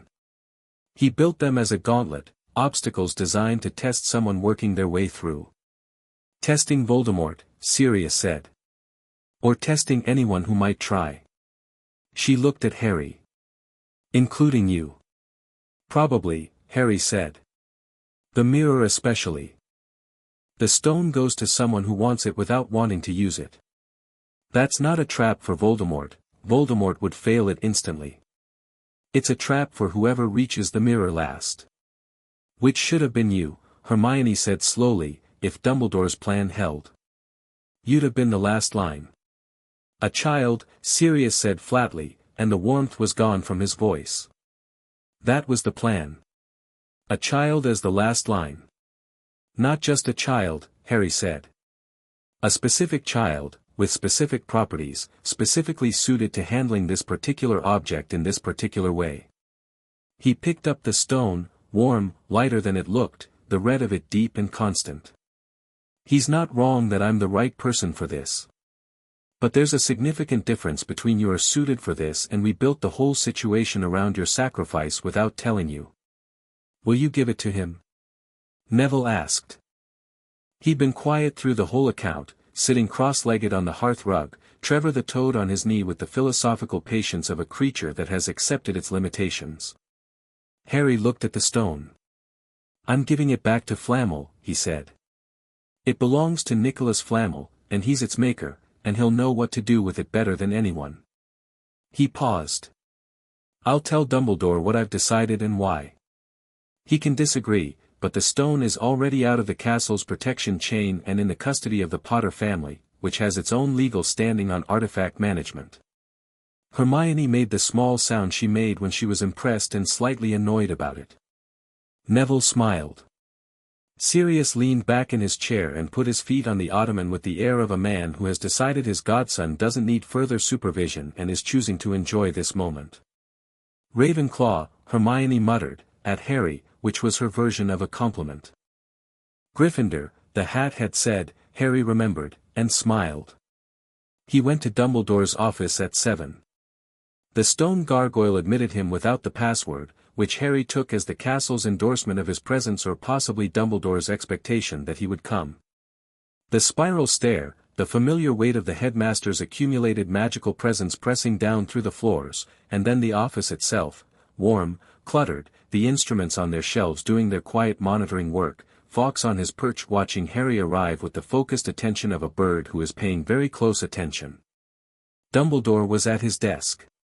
He looked like a man who had returned from somewhere urgent to discover that the urgent thing had already been handled in his absence, which was a disorienting experience for someone accustomed to being the handling party.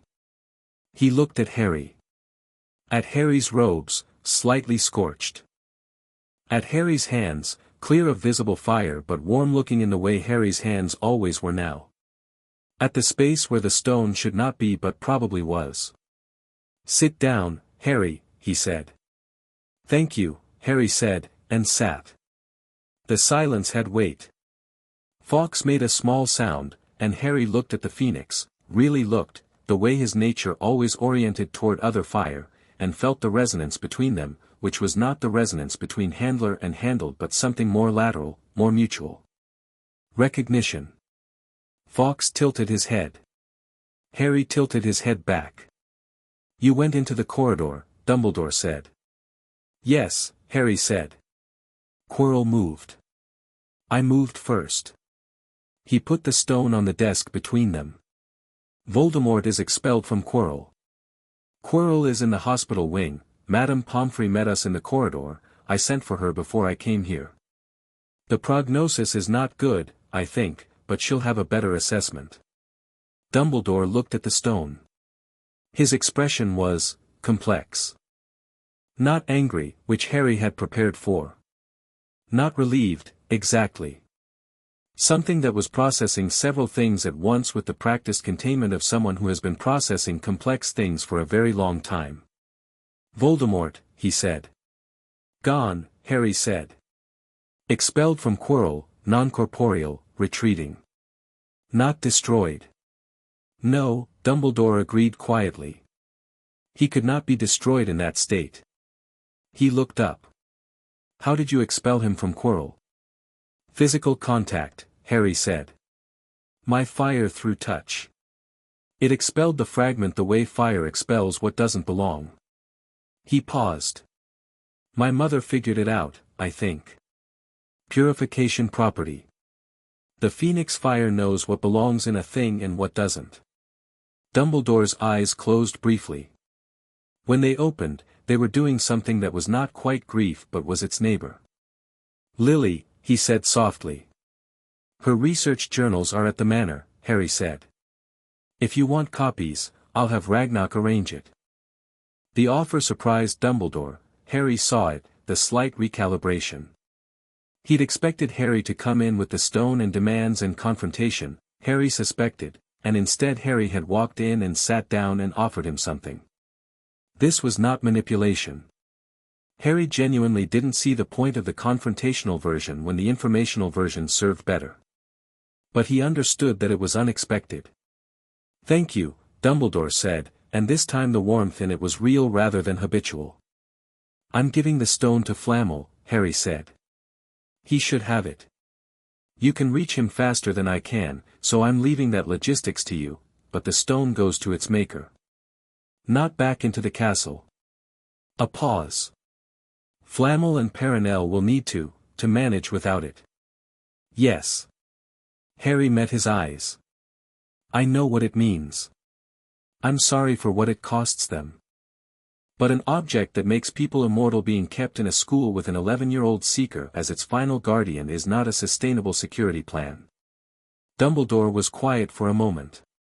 Then, with the particular quality of a man acknowledging something he finds difficult, "No. It isn't." Harry waited.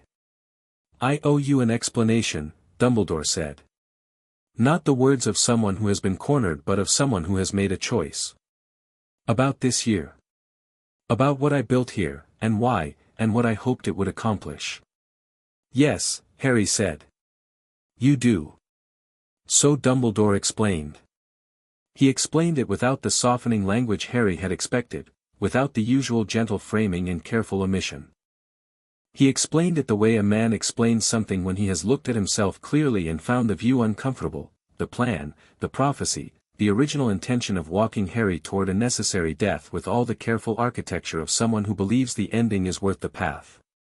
He explained the Horcruxes as he understood them. 6, he said, though Harry's count suggested 8 and he filed a discrepancy for later, and the theory that Harry's death would destroy the fragment in his scar and tip the balance definitively against Voldemort. He explained it, and Harry listened to the whole of it without interrupting, and when Dumbledore finished, Harry said, "That was the plan." "It was," Dumbledore said. "It was wrong." The admission sat between them. Not an apology, not yet, more the acknowledgement that precedes one.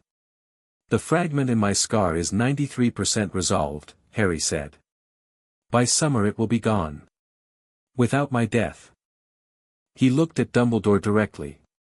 The plan was built on an incomplete understanding of what I am. Yes, Dumbledore said. That's why the bindings. Not a question.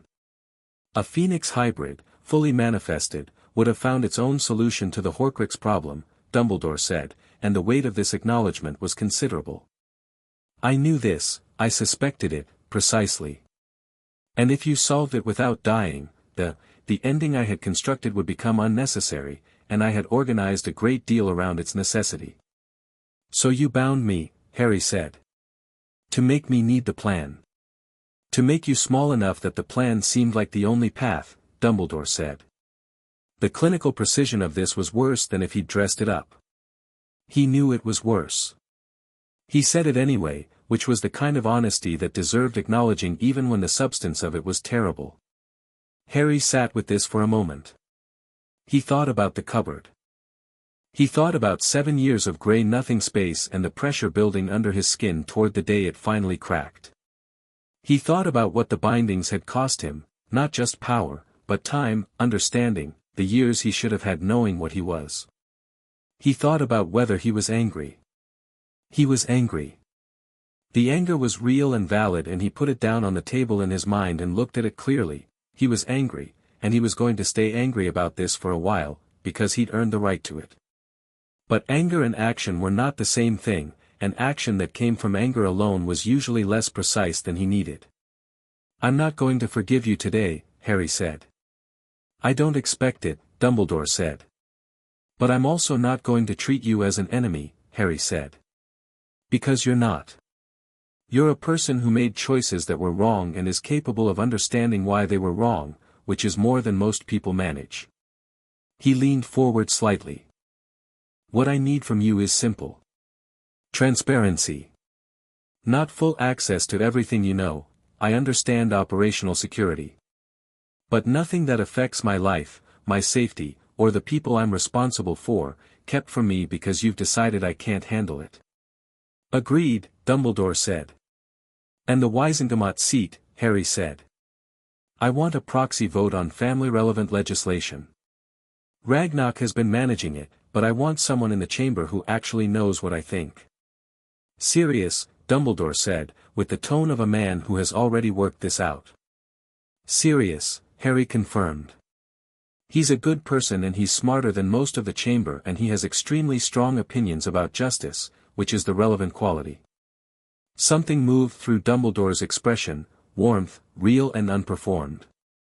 He is very like his younger self, he said. Before. His eyes went to the window, where the morning was coming in pale and slow. I should have fought harder for him. In 1981. Yes, Harry said simply. You should have. He stood. He knows. And he doesn't hate you for it, which is probably more than you deserve, but is where he is.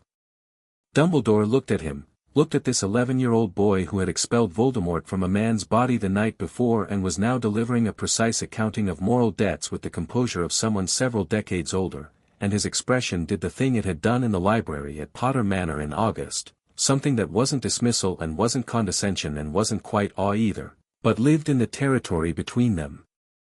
Harry, he said, as Harry reached the door. What do you intend to do? About Voldemort. About the rest of it. Find the Horcruxes, Harry said, without turning. Destroy them. All of them, properly, not just 80%. He paused. He'll have to get a body first. That'll take time. We should use it. We, Dumbledore said. Yes, Harry said. We. That's the word I used. He went down the spiral stair, and the gargoyle closed behind him, and the corridor was early morning, empty and cold and full of possibility. Madame Pomfrey would not let him into the hospital wing until 9. He waited.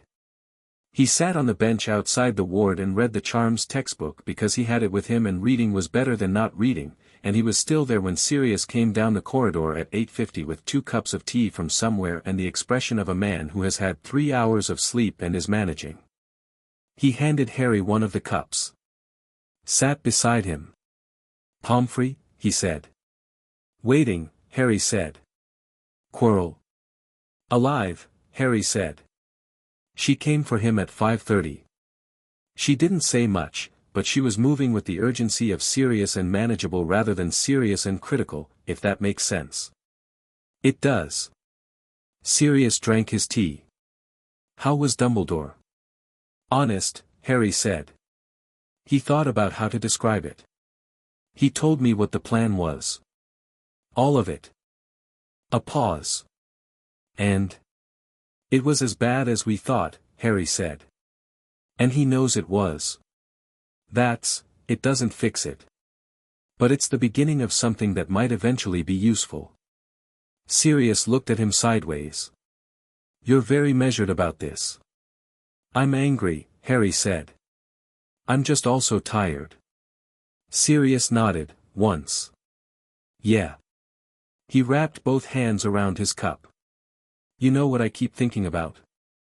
That if those binding spells had stayed.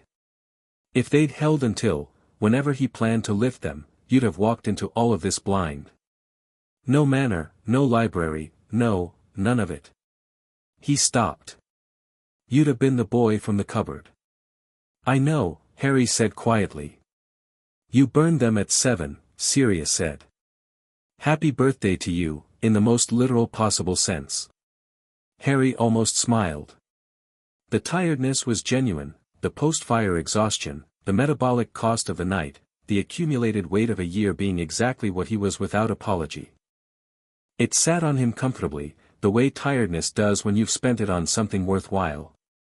Pomfrey opened the ward door at 9:03 and looked at Harry with the particular expression of a healer who has decided something and is delivering it with professional compassion. "Professor Quirrell," she said, "is stable. The possession damage is extensive. There are things I can repair and things that will take months, possibly longer. But he will survive." Harry released a breath he hadn't been holding consciously. "The possession left marks," Pomfrey continued. "On his magic, on his mind. It will be a long recovery." She looked at Harry with the frankness of someone who has decided that 11 is old enough for honest information when the 11-year-old in question has earned it. "You brought him out of it. Whatever you did, the damage would have been fatal if the possession had continued. So," she pressed her lips together. "Thank you, Lord Potter." "He's a person," Harry said. "And it wasn't his fault."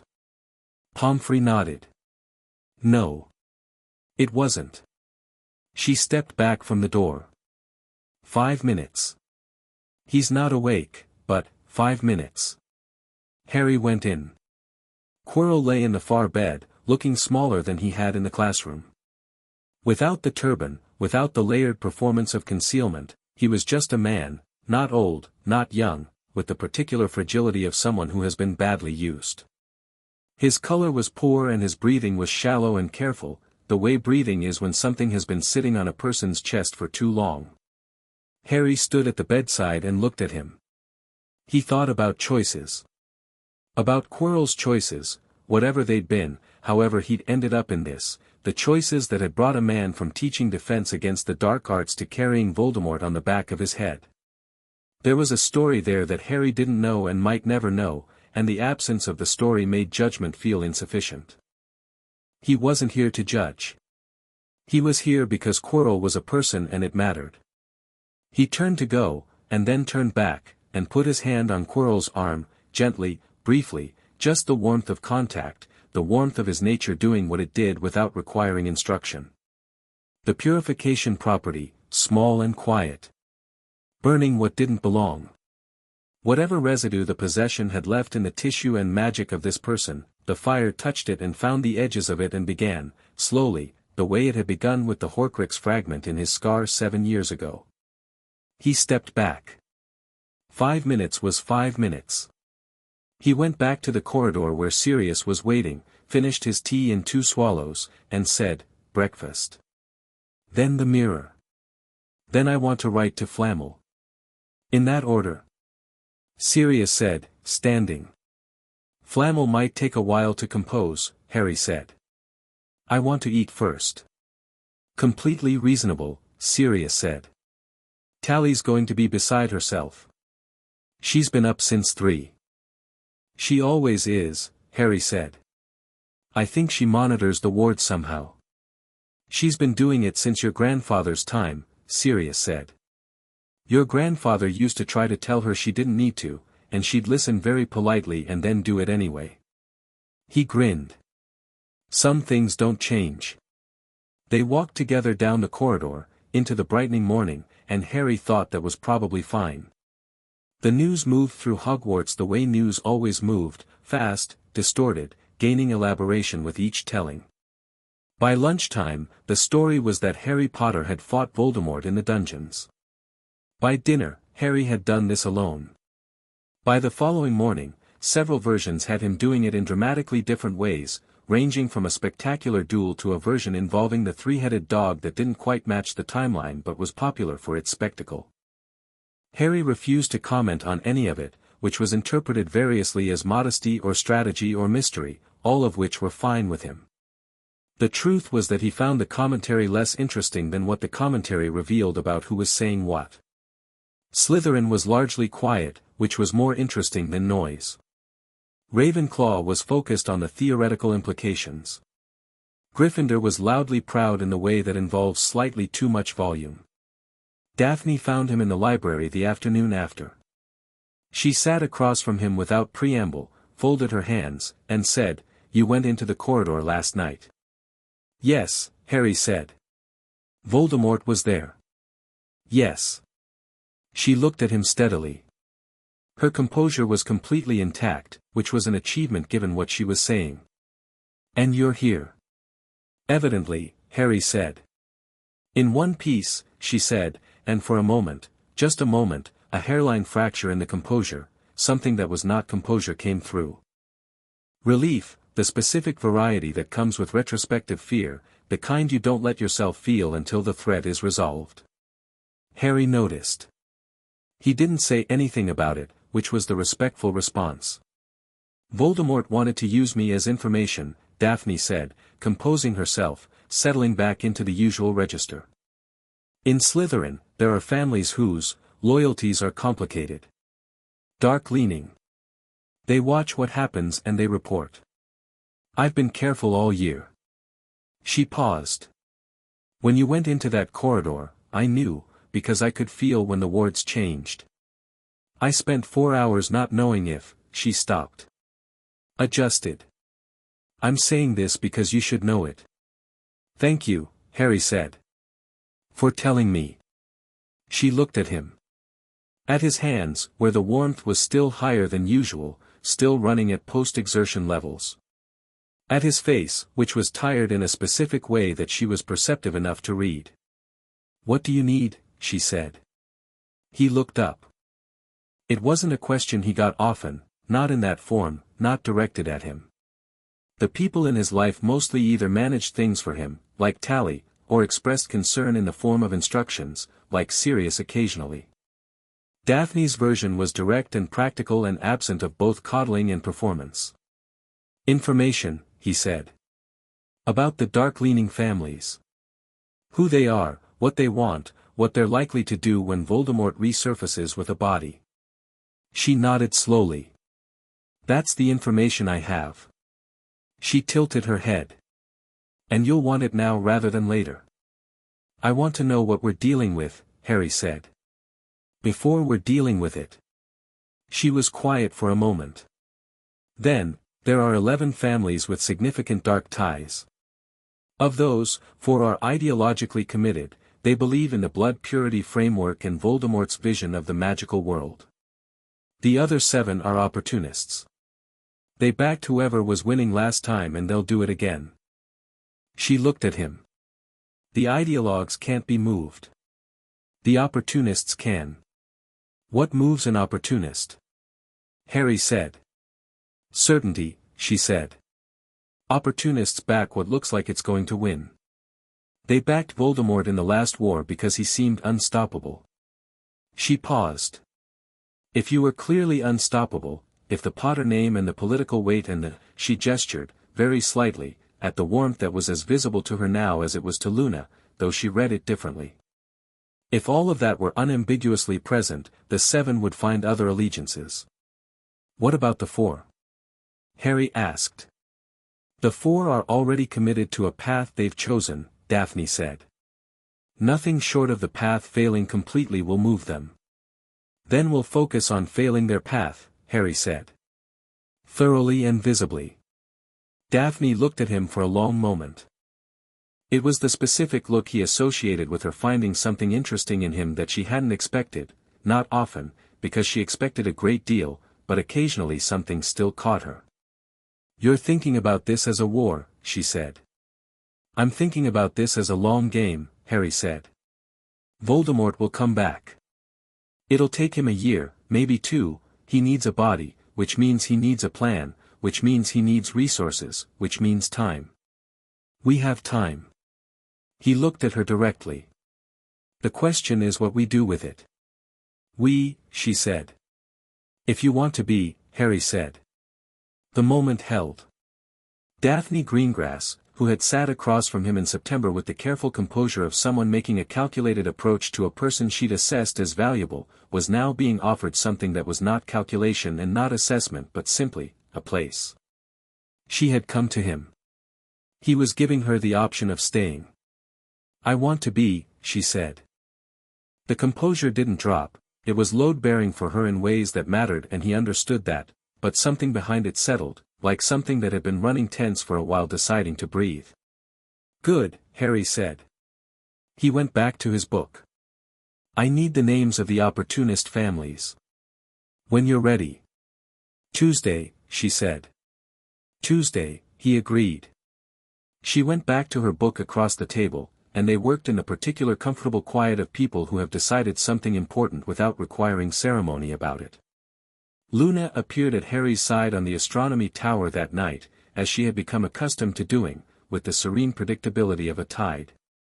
She sat beside him on the correct side of the parapet this time, the inside of the wall, which Harry had managed by saying, the roof is better when you can see both directions, in a specific tone, and Luna had considered this and agreed with the logic if not perhaps the full motivation. For a while, she said nothing. She had a long piece of ribbon that she was doing something complicated with, folding it in patterns that seemed to repeat but weren't quite the same each time. You're thinking very loudly, she said eventually. Am I? Harry said. You think loud when you're working something out, she said. It's not unpleasant. It sounds like fire going through green wood. She tilted her head. What are you working out? He thought about whether to answer and decided that Luna's version of an answer was never quite what you expected anyway, which made it safe to ask honestly. What comes next, he said. Voldemort's going to come back and it's going to be worse than last time because now he knows what I am. Does that worry you? She said. No, Harry said. He said it without bravado, just examining the statement for truth. No, it doesn't. But it should inform how I prepare. Luna looked at the ribbon.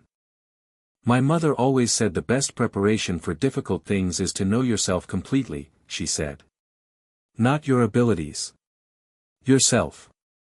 She folded the ribbon into something that looked like a bird, briefly, and then unfolded it.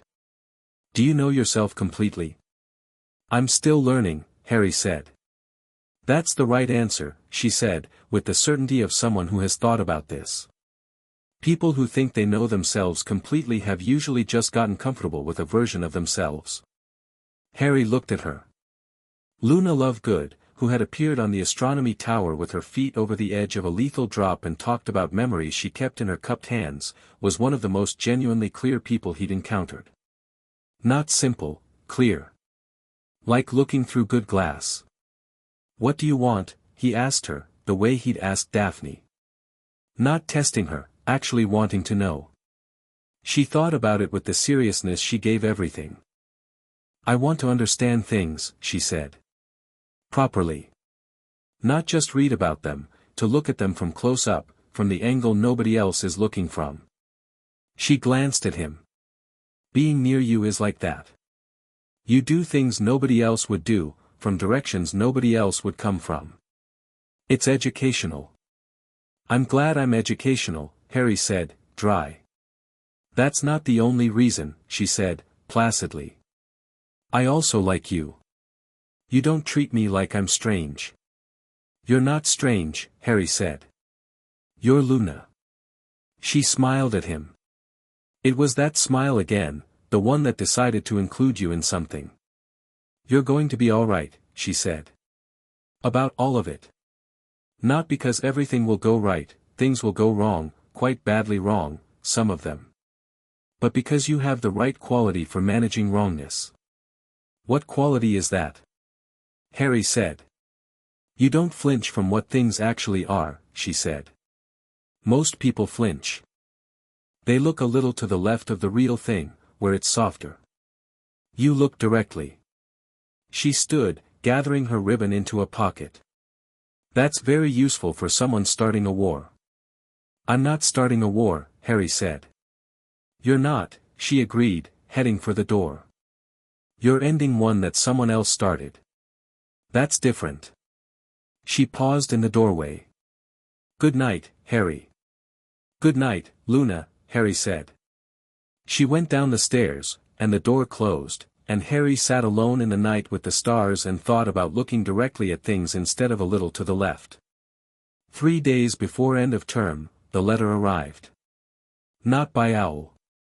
By a small golden flame that appeared in the middle of the library table where Harry and Hermione were working and produced, from its center, a folded piece of parchment that smelled of old alchemical labs and something sweet he couldn't identify. Hermione stared at the flame. It arrived by fire, she said, with the tone of someone noting something for the record. He's old, Harry said, picking up the parchment. He has his own methods. The letter was from Nicholas Flamel, written in a hand that was fine and precise in the way of someone who has had centuries to perfect their penmanship. Lord Potter, Dumbledore has told me what you did, and I have spent 2 days deciding how to respond to it. I find that I cannot manage anything beyond honesty, which at my age is perhaps appropriate. You did what was right. The stone should not have been in a school. It should not have been used as a lure. I gave my consent to Dumbledore's plan, and I am reconsidering the wisdom of consents given to people who are brilliant but occasionally certain in the wrong direction. Perenelle and I have discussed what we will do without the stone. We have made our peace. We are, by any measure, extraordinarily old, and though we are not eager to leave, we are not afraid of it either. There is something clarifying about dying on your own terms. What I want to say to you, directly, is this: the stone was made to create life, and you chose to protect that purpose by not using it to create the wrong kind of life. That took something more than intelligence. I wanted to acknowledge it. If you ever find yourself in Geneva, our door is open. Nicholas Flamel. Harry read it twice. Folded it carefully. Put it in the inner pocket of his robes. Hermione was watching him. What does it say? That he's all right about the stone, Harry said. And that they've made peace with what comes after. A pause. Are they going to? Yes, Harry said. They're old. Without the elixir they'll age to what they are. But they're not scared. He looked at the window. He said they're dying on their own terms. Hermione was quiet for a moment. Her particular kind of quiet, where things were happening internally that were important. Then, that's what you're doing, isn't it, she said. All of it. The lordship, the petition, Quirrell. You're living on your own terms. I'm trying to, Harry said.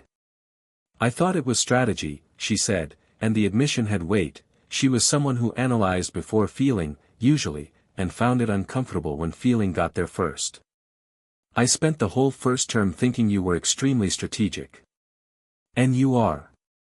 But that's not actually what it is it? No, Harry said. It's simpler than that, she said, working through it. It's just being real, Harry said. Everything else follows from that. She sat with this for a long moment. Then she picked up her quill, and went back to her essay, and about a minute later, in the casual way of someone putting something down that they've been carrying, for what it's worth. You've made me think about which rules are actually worth following. All the good ones, Harry said. Obviously, she said. The question is which ones are good. That's the interesting question, Harry agreed. They went back to work, and the fire in the grate went warm and steady, and outside the library windows the castle went on being itself, old and layered and full of people in the process of becoming whoever they were going to be. The last day of term. The great hall was decorated and loud, the house points on the board showing Gryffindor in the lead, not because of anything Harry had done specifically, though the troll and the aftermath had contributed, but because the Gryffindors had had a good year in aggregate and Wood's Quidditch team had won their 2 November and December matches cleanly. Harry sat at the Gryffindor table and ate Christmas pudding and watched. He watched the hall with the specific attention he gave things, present, patient, not dramatic about it. The noise of 500 students eating and celebrating and being finished, or nearly finished, with the first term of the first year, the relief of it visible on the younger faces. Teachers at the high table, Snape eating with characteristic dark severity, McGonagall in animated conversation with Flitwick, Dumbledore's chair empty because Dumbledore was dealing with something administrative. Dumbledore was always dealing with something. Across the hall, Daphne caught his eye and gave him a brief, precise nod that had been their shorthand since the library conversation. Information compiled, we'll share next term. He nodded back. Luna was at the Ravenclaw table looking at the ceiling with the expression of someone watching something interesting that no one else could see, and as though she felt Harry's attention, she looked over and gave him a small wave. Neville was explaining something to Seamus Finnegan with the enthusiastic, slightly over-precise manner of someone who has recently discovered that they understand something well enough to explain it to others, which is a specific joy. Hermione was reading under the table. This was technically against the feast's informal etiquette, but Hermione had decided the feast was sufficiently chaotic that no one would notice, and she was right. Fred and George Weasley were doing something to the pudding of a 5th year who had apparently earned their attention. Harry was not going to investigate this. He thought about the coming year. He thought about Voldemort, somewhere cold and formless, organizing himself around his soul fragments, working toward a body. He thought about the Horcruxes. Lily's journal listed 6 types of objects that fit the magical signature, and Harry had been cross-referencing against what he knew about Voldemort's history and psychology, building a picture of what the man had valued enough to anchor his soul to. A diary. A ring. A locket. A cup. A diadem. A snake. 6 Horcruxes, plus the scar fragment that was nearly gone. 7 total, which made the split complete, the kind of deliberate number that would appeal to a man who understood magical numerology. Harry had told Dumbledore about his count. Dumbledore had been quiet for a long time and then said, yes, and then said, I hadn't finished the count yet, and the honesty of that admission had been notable. He thought about Peter Pettigrew, still out there in his rat form, watching some wizarding family from a pocket or a cage and waiting for his master's return. That thread needed pulling. He had a plan, half-formed, involving the Wisengamot's fugitive status laws and Sirius's knowledge of Pettigrew's habits. He thought about the Wisengamot seat, and Sirius in it by proxy, and the 11 opportunist families Daphne was going to give him names for in January. He thought about what came after first year, and second year, and the years beyond that, and what he was building and who he was building it with, and whether building was the right word. It felt more like cultivating, actually, the way you cultivate a garden, not imposing but encouraging what was already there to grow toward the light. Fred Weasley appeared at his elbow, having materialized with the sudden cheerfulness of someone who has just successfully pranked a 5th year and is riding the wave. Hail the conquering hero, Fred said, with entirely mock ceremony. I'm eating pudding, Harry said.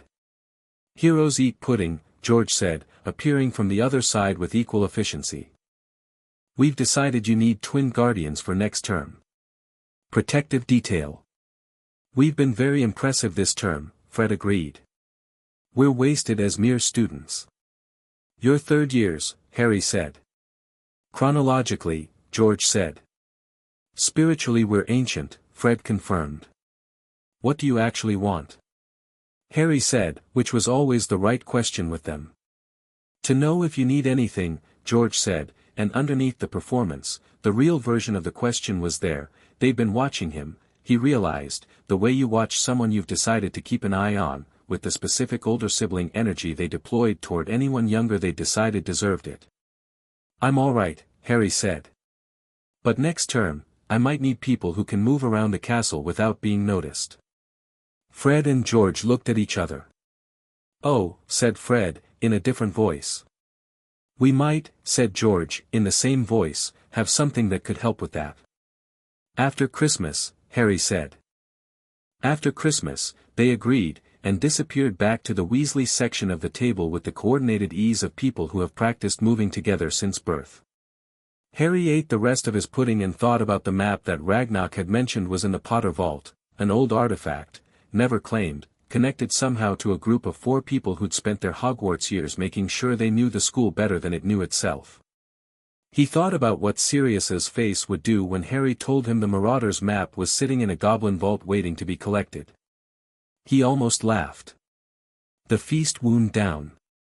Students began drifting toward the doors, toward carriages, toward the train that would take them home for Christmas.